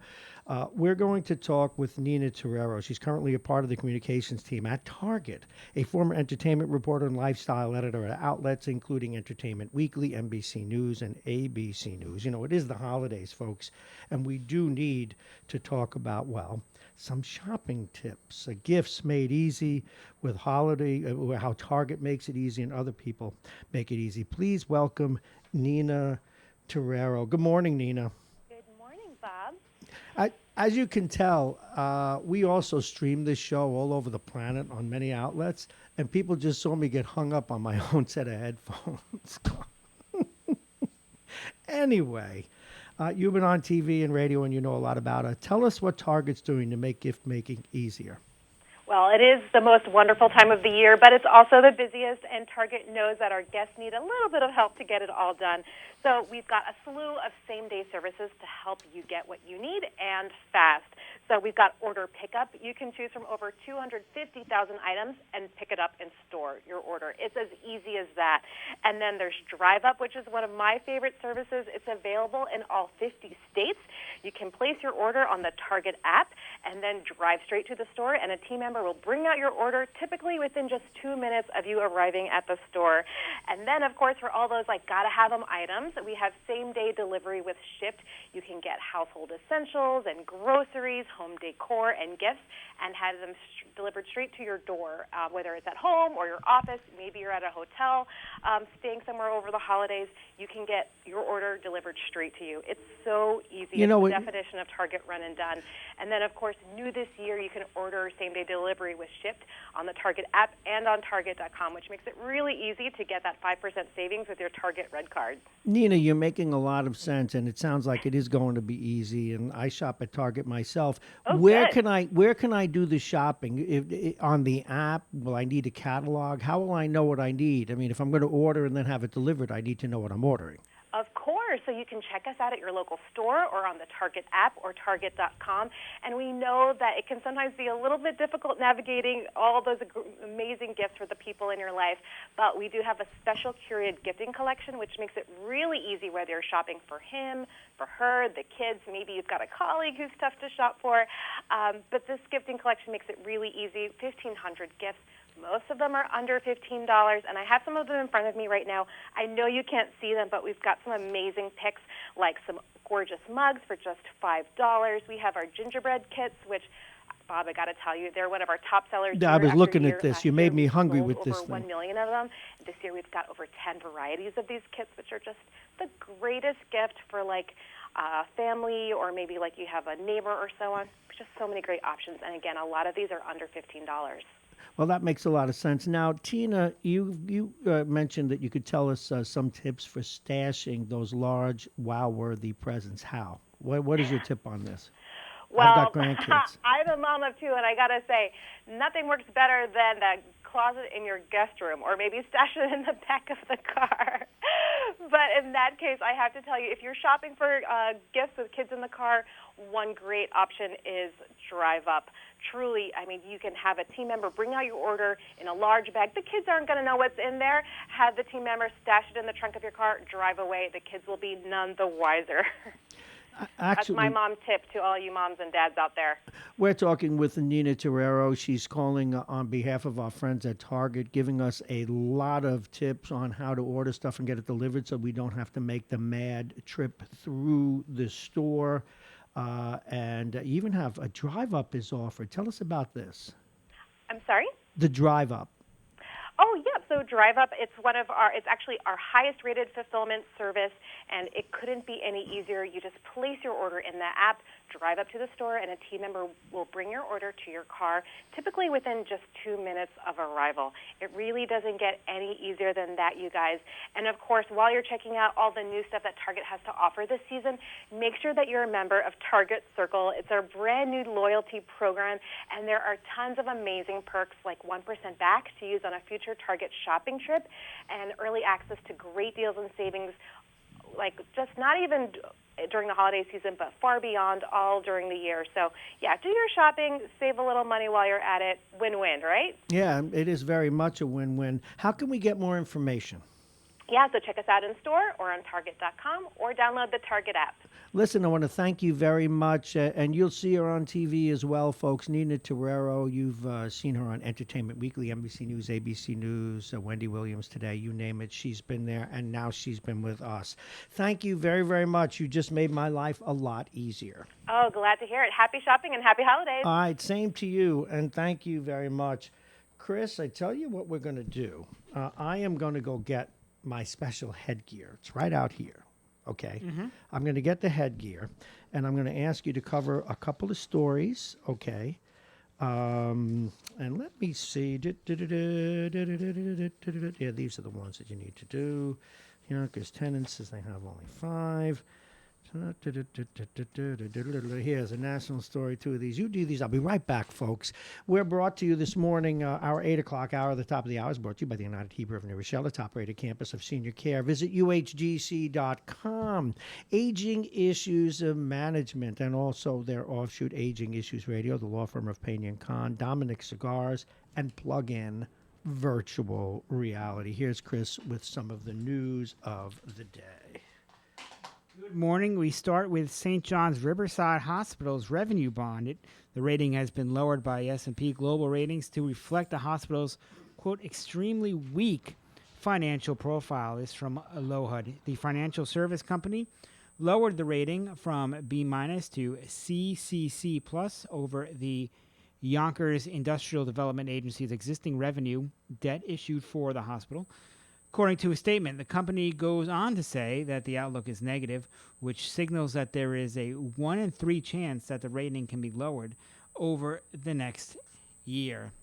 The CCC+ rating and negative outlook reflect our view of SJRH's extremely weak financial profile, underlined by persistent operating losses, extremely weak maximum annual debt service coverage, and highly leveraged balance sheet that continues to deteriorate. That's a quote from S&P Global Ratings credit analyst Ariana Smith.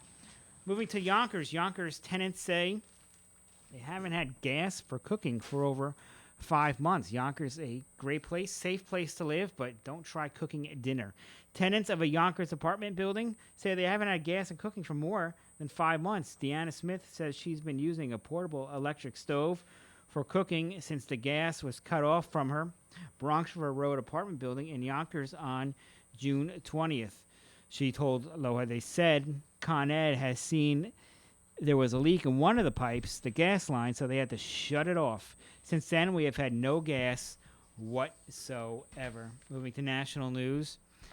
President Donald Trump seriously misused the power of his office for personal political gain by seeking foreign intervention in the American election process and obstructed Congress by stonewalling efforts to investigate. A House report released Tuesday concluded the findings that form the basis for possible impeachment. The 300-page report from Democrats on the House Intelligence Committee does not render a judgment on whether Trump's actions stemming from a July 25th phone call with Ukraine rise to the level of, quote, high crimes and misdemeanors warranting impeachment. That is for Congress to decide, but it details, quote, significant misconduct by the president that the House Judiciary Committee will begin to assess Wednesday.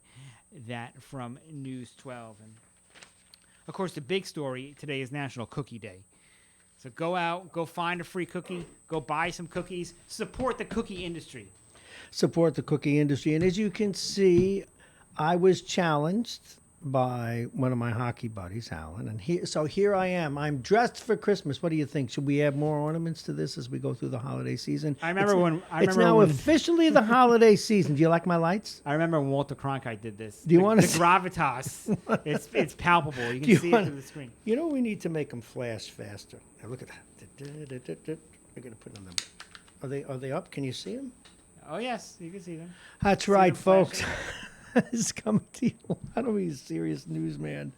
And see, I have my Christmas lights. That's right, Alan. I put them on just for you. I'm going to wear them to the rink this week. That's what I'm going to do. I'll wear them to the rink. I once got challenged by a guy about my height again, another hockey player.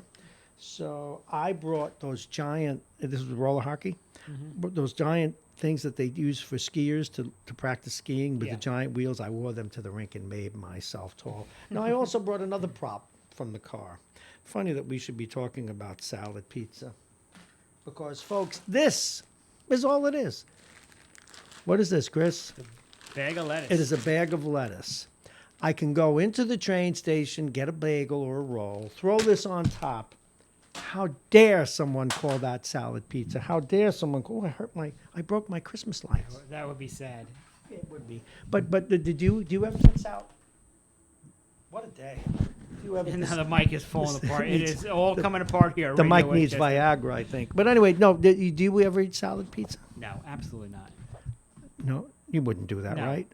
Plus, it's it's also expensive. It counts as like a specialty pizza. So you get one slice. It's like $4 or $5. Paying extra for salad. Okay.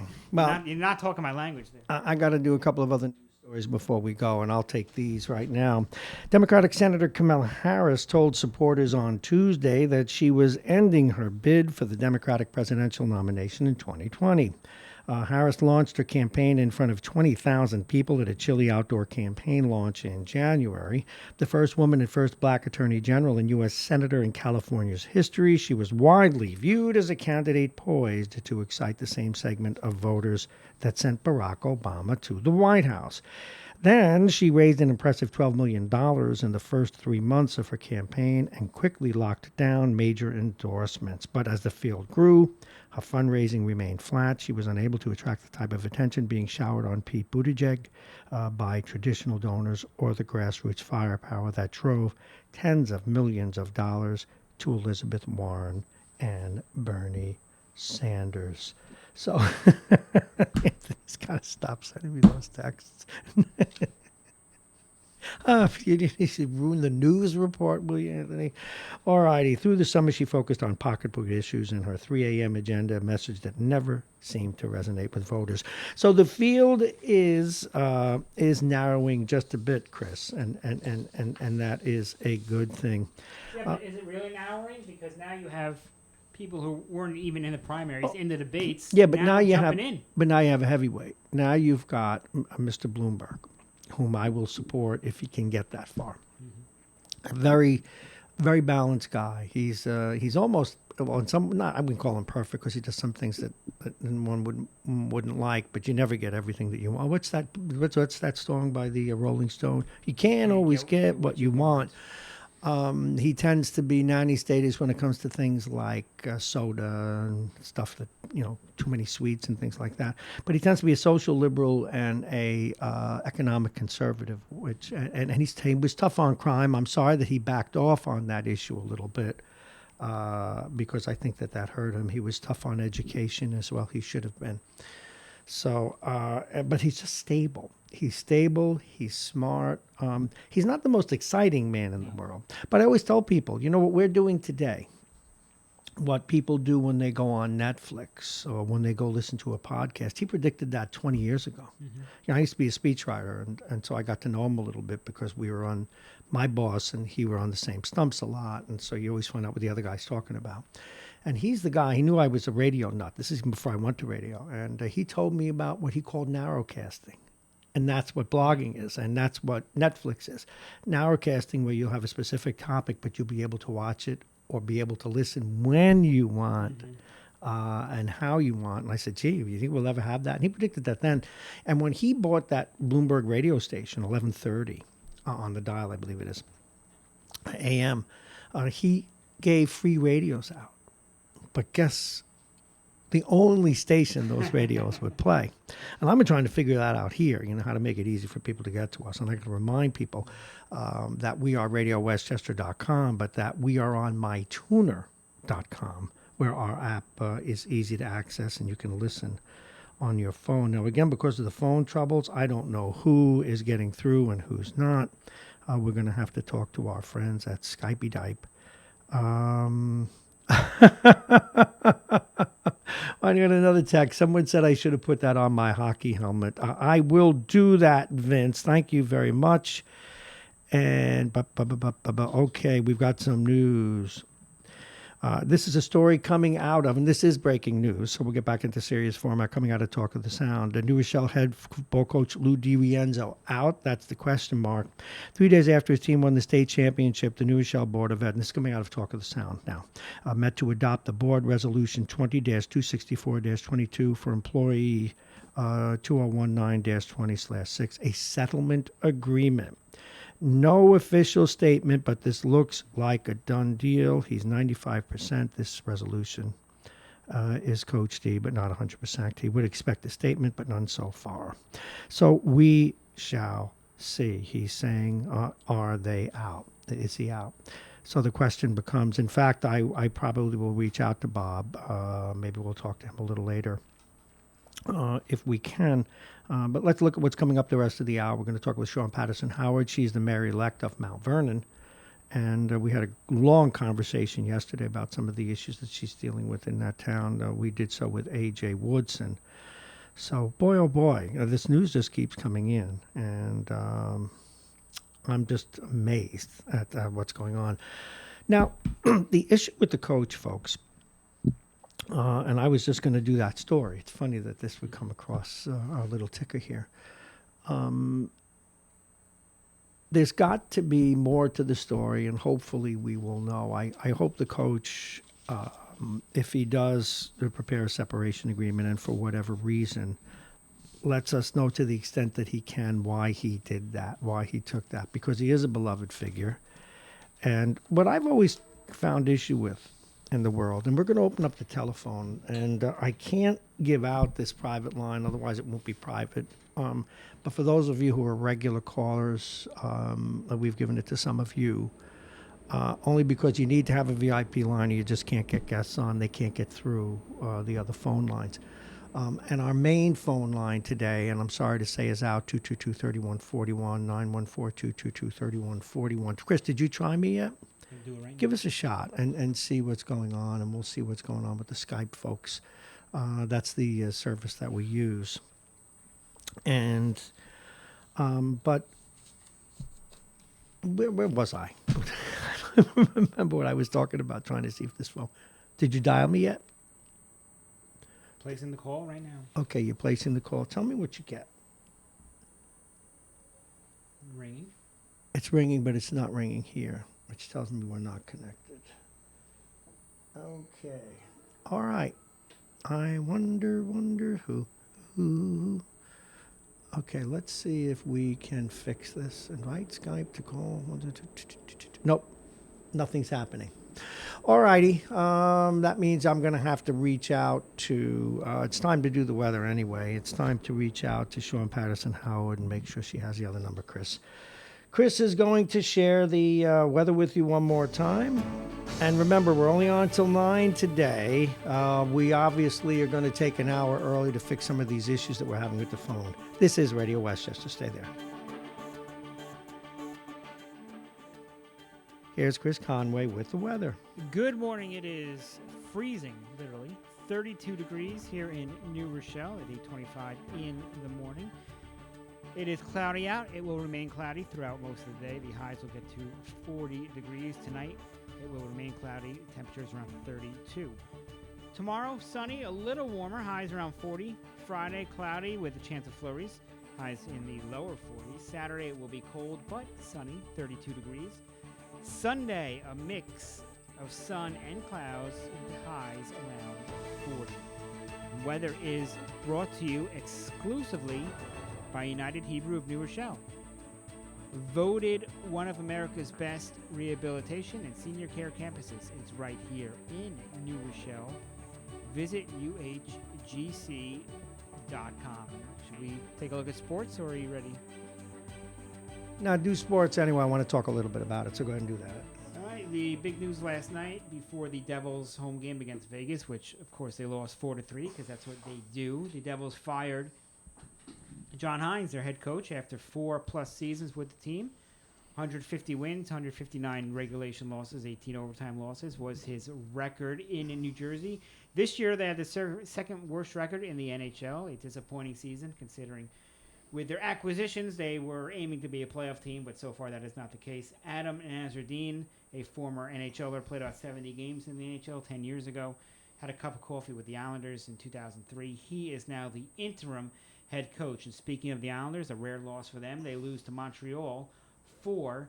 The New York Post reports that the Yankees are meeting with the two best free agent pitchers that are available. That would be Gerrit Cole of the Houston Astros and World Series MVP from the Nationals, Steven Strasburg. Both are free agents. Both will be commanding a high salary, and the Yankees are talking to them both. They need starting pitching. Tonight, the Nets are in Atlanta to take on the Hawks. Iona men's basketball, they are in UConn. And that's sports. I'm Chris Conway for Radio Westchester. Thank you very much. Did they say much more? Hand me the Post over there, if you would. Did they say anything more about the Devils? And is this guy, he's an interim coach? I don't know why they do that. Yeah, they wait until the end of the season. But the Post only had one line about it. There are some good coaches out there. Most of the article is about John Hines and his disappointing tenure. Do you know who I predict is going to wind up? Only because he's a waste on one of these super young teams that's got to rebuild. The Devils have some veteran talent. If I were them, I would give a call to Columbus and try and get John Tortorella. Because he's a good coach, great coach, won a cup. He's won Coach of the Year twice. Yeah. And he's a tough-minded coach, but he gets a lot out of veterans and mixing young guys in with that. And that's the kind of team they have. So let's see. They're not playing tonight. The Rangers aren't playing tonight, huh? No, they are not. And the Brooklyn Nets are the only local in action. They don't have very much about the story in here about the coach, do they? Nope. You got that from your research on the web, correct? Mm-hmm. Yeah, they must have fired him just before the game because there's nothing in it. About 2 hours before 5 o'clock last night when the word came down. Any comments made about him? We thank him for his service. That's usually the boilerplate. The boilerplate stuff. Mm-hmm. Yeah, because they do that in Wall Street. The two things they do in Wall Street when they demote you is, one is we thank him for his service. And they mention some ridiculous job after they demote you. Or the other one for executives is wanting to spend more time with the family. Well, you'll have plenty of time with the family now that you got fired. So whether you want to spend time with the family or not, that is what you're going to do. So the coach of the Devils just signed a contract, I think it was last year, for another 3 years. But the real issue that's happening in hockey, and I do want to get into this a little bit because it's a social question as well.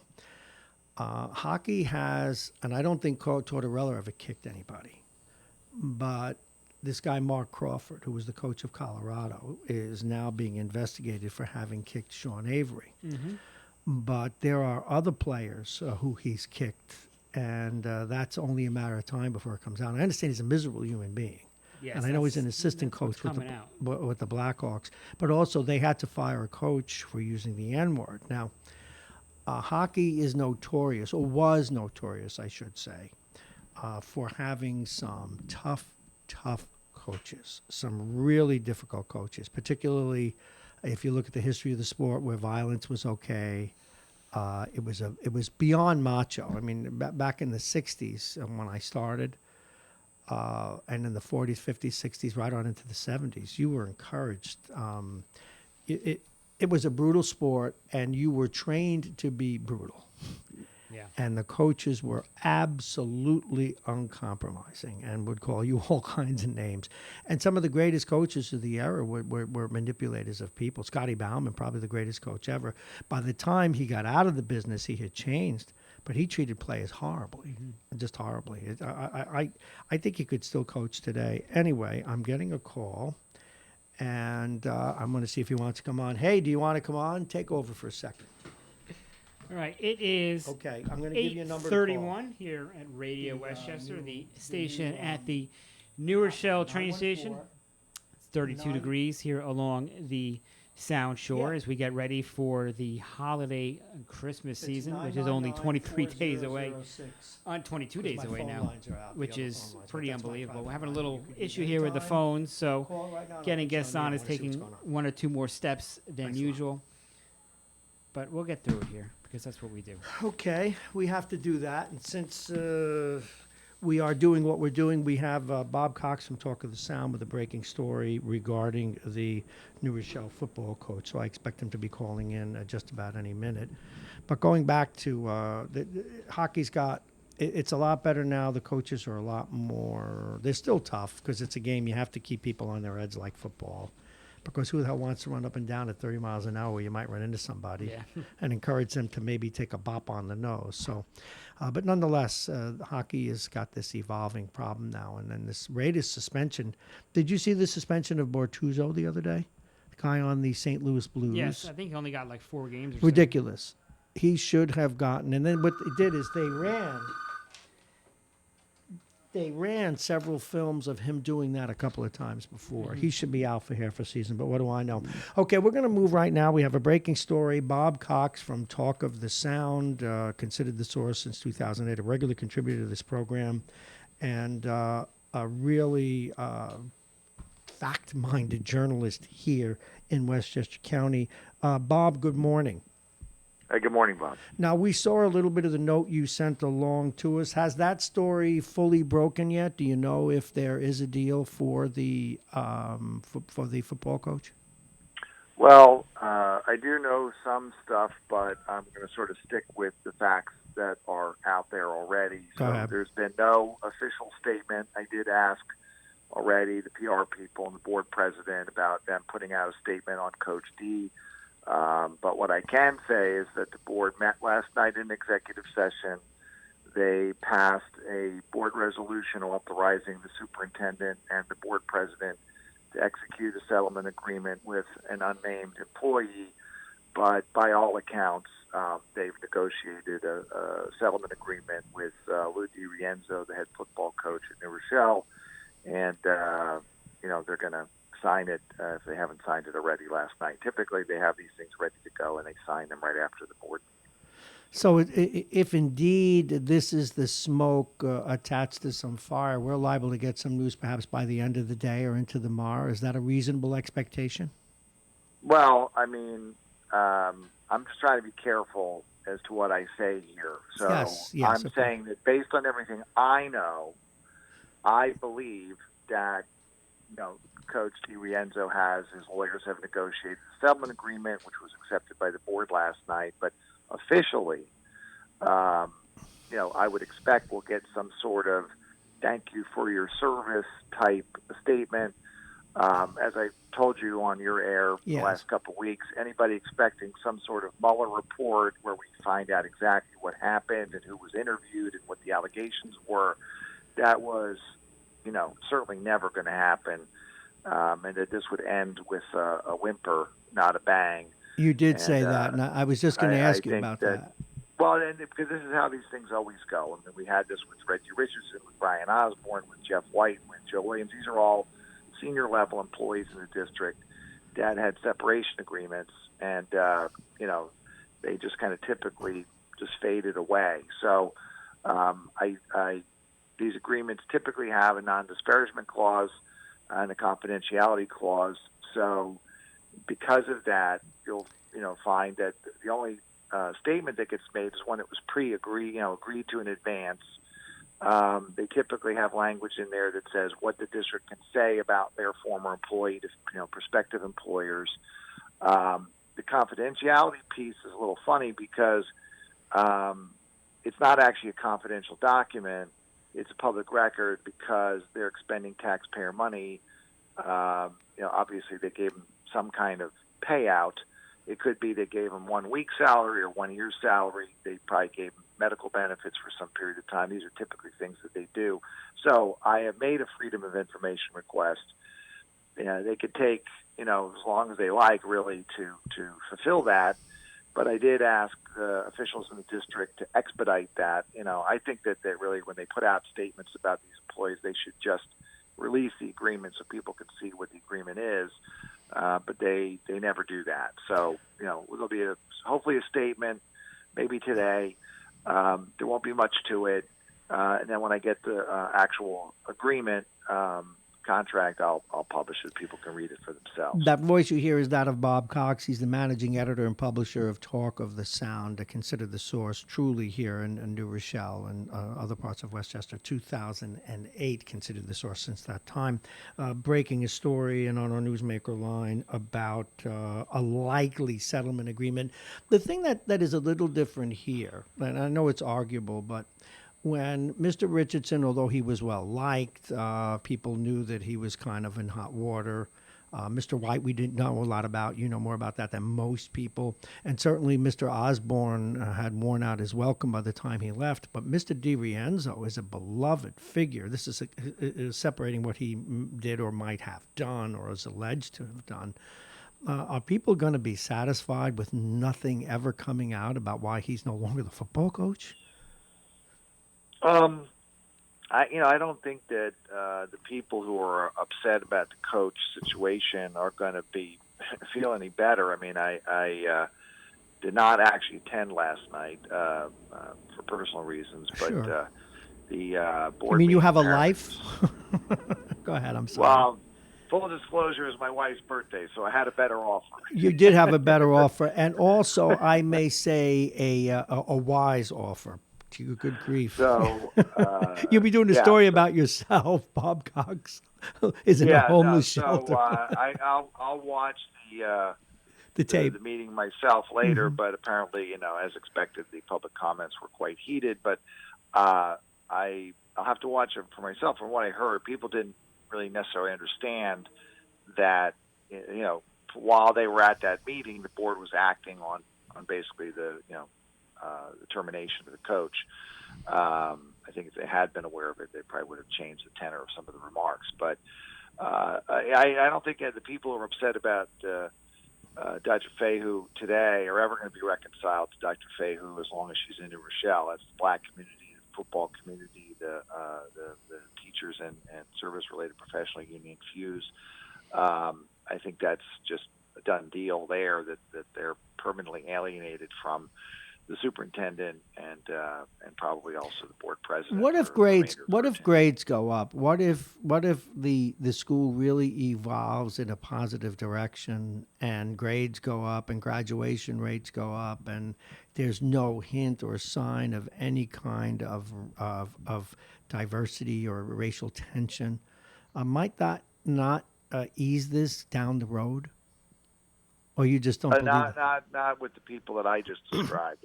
I don't see that those people will ever accept Fahou and ever reconcile themselves to that. But keep in mind, Bob, that if Fahou is really doing a good job, okay, then we're going to see graduation rates go down because we're going to get a more honest accounting of good. what's been happening. Well, okay, I thoroughly understand what you're saying. So let's see if that happens. Those numbers go down. There's a more honest and open administration down the road.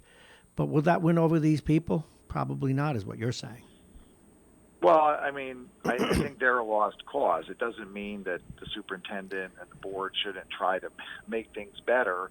There are other people out there in the community that probably don't have an opinion really at all, don't really follow it too closely, even though you and I do, and that those people can be won over, and maybe she can build a big enough constituency outside of those groups. But I think that it doesn't seem likely to me that if any of the people that were speaking last night or at the previous meeting or have been protesting, that those people are going to change their minds because of some statistics that come out 2-3 years down the road. Remember, you're not going to see data like you're talking about for a couple of years. So, she's already, she'll be in the middle of her contract before we even see 1 year's worth of data come out. And to argue that she's really turning things around, you would need to see a few years of data to show that it was a trend, not an outlier. So I don't really see that, but I don't know that that's really where FAHU or the board should be focusing their energy. I have a policy myself. I don't try to convince people who don't want to be convinced. And I think that I'd put the opponents that she has right now in that camp. They're not looking to be convinced. That's interesting. Well, I really appreciate you keeping us informed. And as you know, anytime you have a breaking story, these microphones are open to you no matter what we may be doing. So please keep that in mind. Bob Cox, actually the editor-in-chief and publisher of Talk of the Sound. Thank you very, very much. Okay, Robert. Talk to you soon. Take care. And you have to admit, Chris, he made the wise decision on the wife's birthday. Yes. No, I don't. He would have had to be doing a story about himself, and the knife was sticking out of his back as he, as the veteran press person did what he did. That's an interesting story, Chris, because when these kinds of confidentiality agreements, nobody can say anything. Yeah.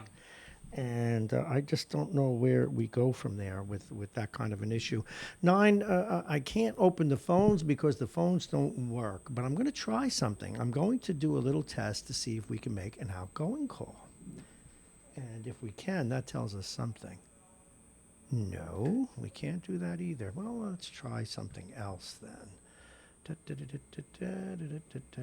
Let's try this. Folks, we're experimenting real time here because we're trying to figure out. See, and I even have, it can't be the bill because I even have a credit. It says right up there. Well, someone else is on the line. That should be my next guest anyway because I gave her the special line. It is 8:43. Our next guest is, of course, Sean Patterson Howard, again, because we've lost the ability to screen. It could be someone else, but Sean Patterson Howard, assuming that it is her indeed, is the mayor-elect of Mount Vernon. And it is 8:43. Remember, we won't be on much past 9 today because we're ending early to take care of some studio issues. But let's go to the videotape. Good morning. You're on Radio Westchester. I'm sorry, it's Anthony. I'll take just 30 seconds. No, you can because she's not called. Behind me. I just wanted to say that I think the coach did the right thing. I want to give him kudos. He was a class act for 30 years, and he's going out as a class act. I think he did what's in the best interest of the school district. Now, who knows what comes out of this down the road. Whether the school district maybe was a little overzealous in what they did or whatever, I think that will all come out in the wash. Or perhaps not. I think at every phase of this saga, that the coach had nothing but the team and what's best for them and the young men that he tutored at heart. Well, you know something, Anthony, that we are going to do. We've reached out and we're going to let this thing fade a little bit before we do it. We're going to have some of the young men and some of the coaches in here and celebrate what their achievement was. And I just want this to fade. Bob was 100% right. The people that support the coach are never going to be their minds are never going to be changed. You're going to see a near riot type situation. I think, in my opinion, once it becomes official that the coach is severed, and it's a knee-jerk reaction. It's emotion more than anything else. But like I say, when everything comes out in the wash, the bottom line is the coach coached, taught, and tutored those men for 30 years with his head held high. And although he might have made a mistake, he's leaving the district with his head held high. Okay, Anthony, thank you very much. Appreciate the call. What say you, Chris? Have you been following this story at all before you came back to be a radiophile? Actually, no, I haven't, but it's been fascinating to see it unfold. And to me, the most amazing thing is that we don't know why he's not coming back, and we may never know the reason. That's the most amazing thing to me, that, as Bob says, this may just fade away. It may well just fade away. And I hope not, because I think that if the coach, as he tried to do the other day, now Bob, when he was in here live, suggested that, well, what is the coach going to say? His hands are tied. I hope he leaves enough room to be able, and because I believe in people being magnanimous. If he made a mistake and knows he did and says it, he'll be even a bigger man in my view, and may help actually the school district in the long run. Because if he broke a rule, and I'm assuming that he did at this point, well, the superintendent had to act. The long time dysfunction in the school district has to end. And it may be sad that this is the case. So I hope he says that, if that is indeed the case. Yeah. That's all I'm saying. I think it would be good for the school and good for him down the road. But we shall see. We're going to do a little phone test right with people here. Let's see what happens if we even hear it. Nope. Even calling out, it doesn't work. Oh, Why did that happen? Let's see. We're going to try. I'm going to try another number here.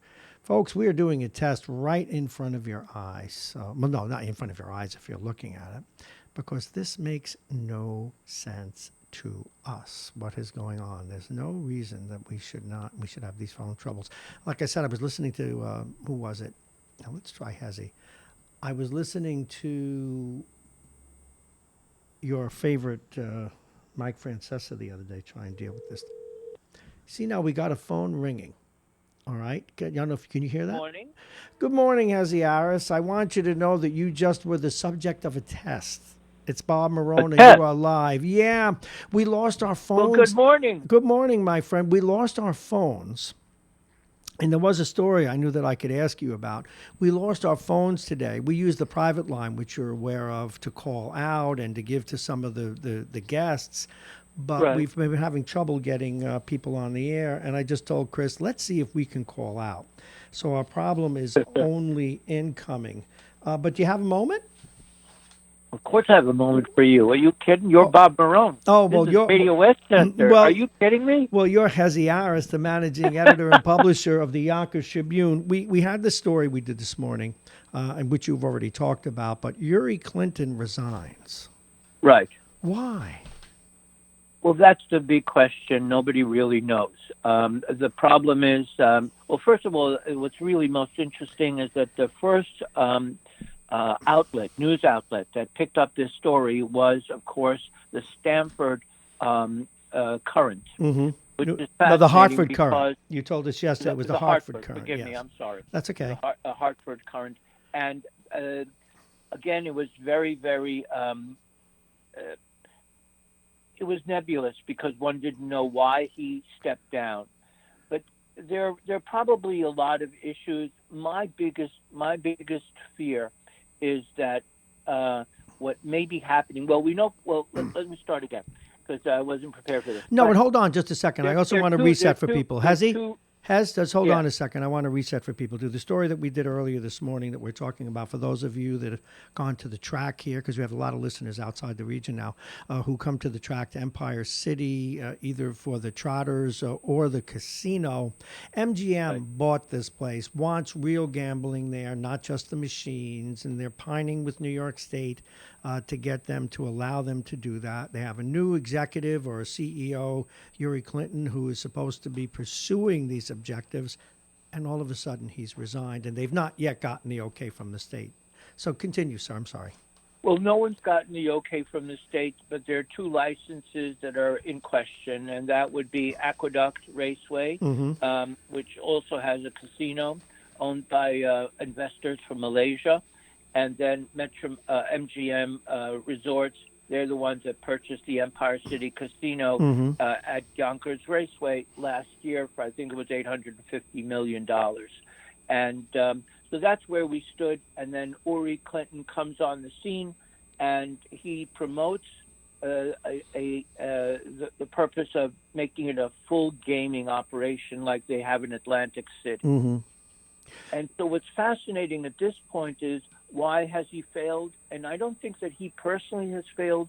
I think that what's happening here is now there is jockeying for position to see who's going to actually own the casinos. And I think that there's now going to be an influx of interest by other operations from Nevada or from Asia to even conceivably buy out both or one of these operations. You know, what you're suggesting, Hezi, is that there's a lot more going on behind the scenes than that we know, and that big money interests are looking forward to being allowed to do this. You know, having just seen the movie, The Irishman, it reminds me of how lucrative gambling in the right place can be, and people want to get in on it, from legal to illegal to big corporations fighting. But isn't MGM Grand? They're a big outfit themselves. They should be able to. They're one of the biggest in the world, but they're not the biggest, and they may just find that for whatever reasons it's taking too long, the process. But you have to understand too, a lot of people are wanting all these pronouncement that these two operations in the New York metropolitan area have gotten their licenses, but they're not going to get their license anyway till 2021. So, you know, and it's not going to happen before then. And yet when you see the stories about this operation, everyone says, well, we want to get it done before. Well, you can't get it done before. The governor's not moving on this before. No, he's not. There are other issues in play. And you know, so the story is incorrect. The deadlines are wrong, and again, we don't know what Uri Clinton or why he stepped down, and it's a little bit suspect to hear things like from MGM. Well, he's going to be a consultant. Yeah, I saw that. You know, I mean, come on, what kind of game is this? You're either forced to resign or you're not forced to resign. Why would you be forced to resign from this and yet you're still on board as a consultant to what? You know, something smells funny. Now, you've mentioned Hillary Clinton a couple of times. Where does she figure in this? I don't remember that I mentioned. Oh, you said Hillary Clinton. Because I would Oh no, Uri Clinton. I'm sorry, I'm losing my mind. Yeah, Uri Clinton's the name of the guy here. You said. I said, oh my God, that's all we need. Now. I do too much. I do too much politics, and I realize the guy's name is Uri. Don't ask me why my brain went there, but I'm having a great day. Hezi, with all this money involved, isn't it also? Can't this be ripe? And I'm not suggesting corruption per se, but regulators, et cetera, need to keep a close look on this, because there are people that would pay dearly to get the right votes. There are people that would pay dearly to get an inside track here, because I know that the people over in New Jersey, where I read the Jersey papers, they're all concerned that this is going to happen, because then people don't have to drive 2 hours to go to that sewer that's Atlantic City. And that would be great. That's always been the issue. The casinos that are further up in the Catskills, they're failing. Yes, they are. Why? I guess there isn't enough of a population to actually support such an operation when there are other places to go to. And there wasn't an alternative to Atlantic City for years. Yep. And then to have the gaming that we have that's all digital at Aqueduct or in Empire City Casino is just not quite the same experience. and people do feel more comfortable with the personal discourse that happens at the craft table or wherever else you're going to be doing it. It means it's a much better experience. As they failed that up north and up in Connecticut, I think a lot of those issues are under concern, and they're coming under assault, and there has to be a new way and a new mechanism. Empire City is crucial, not just to Yonkers. It's crucial to Westchester County. And the big fight is the distribution of money that will come out of this operation and how it will affect the entire county. And that matters a great deal, because Mount Vernon needs funding. Every community in Westchester County needs funding, and including Yonkers. But then so does Portchester and so many other communities. And that's the whole point. Since people are going to be coming from all over, then we need to distribute the money to some extent.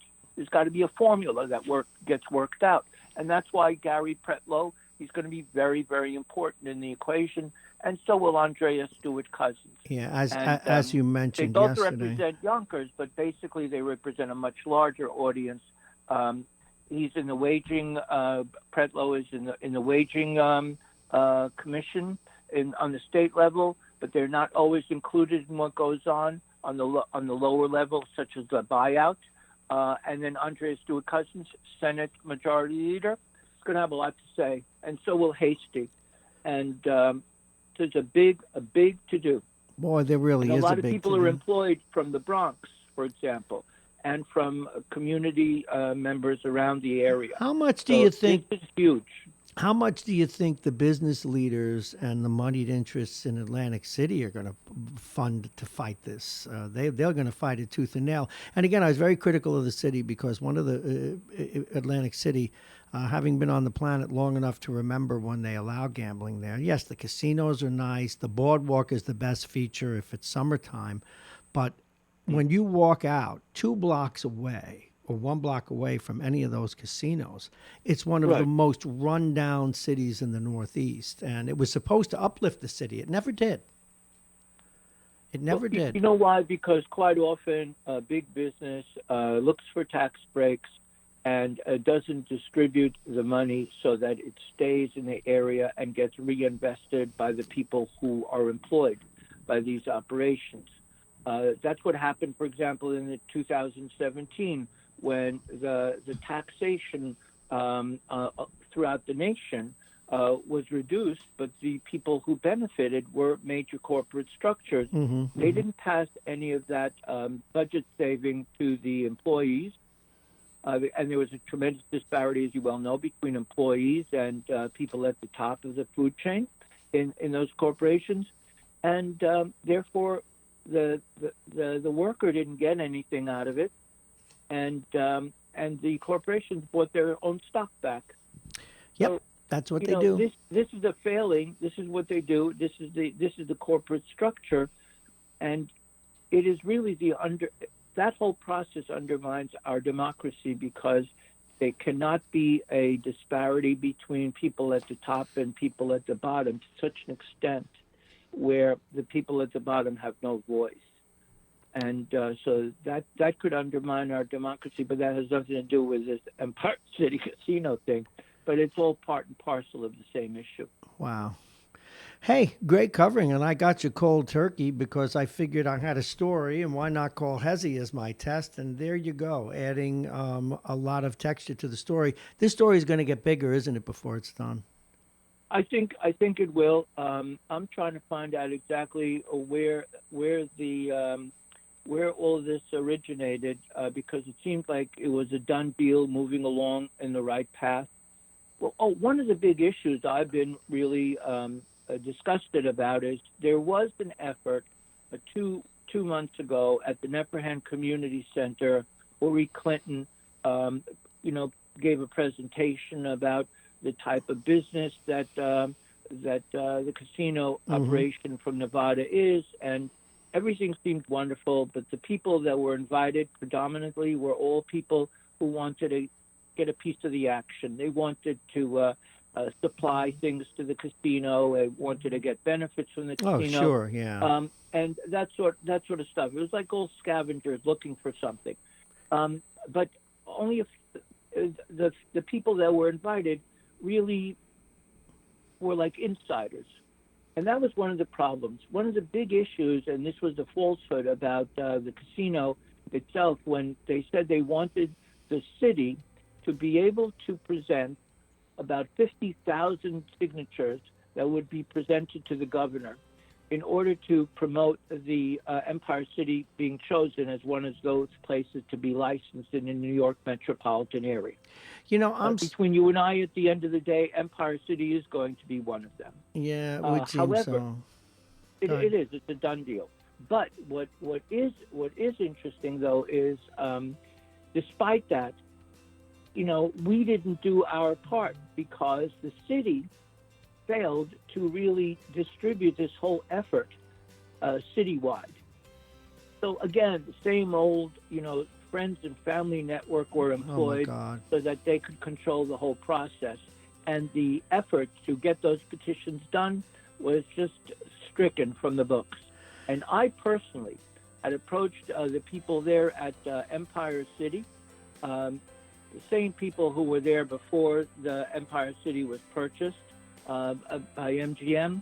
And I said to them, I'm really surprised that you have a petition out there. I never even heard about it. I'm not that, ignorant of what goes on in the city. Certainly not. So I said, this is really a compelling. So I said, I don't know what you've done, but, it would behoove you to actually allow me to post it on our website and let everybody know. Continue to do that. And maybe that would bring some more stuff in. And I wasn't fishing for any money. I said, you just send it to me and I'll be happy to promote it, and we could send it to whatever website you want that people could sign over there. I'm not looking for any of it. Well, I tell you one thing. What? They did absolutely nothing. What they should do, what people should do, listen, we have to go, but they should read they should read the Yonkers Tribune. I want to thank you for coming on about that story in short notice. We'll hear a lot more from Hezi Aris. He's a regular contributor to this program. He'll be with us on Friday at 9 o'clock for the full hour.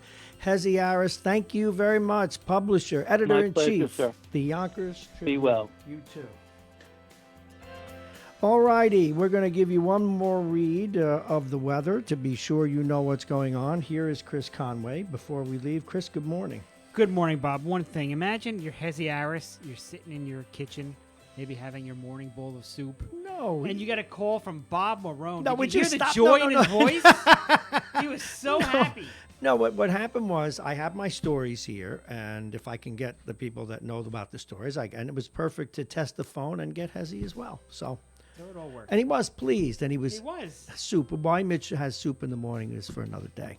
All right, what's going on out there in the skies? It's 32 degrees and cloudy here in New Rochelle. It will remain cloudy throughout the day with the temperatures reaching around 40.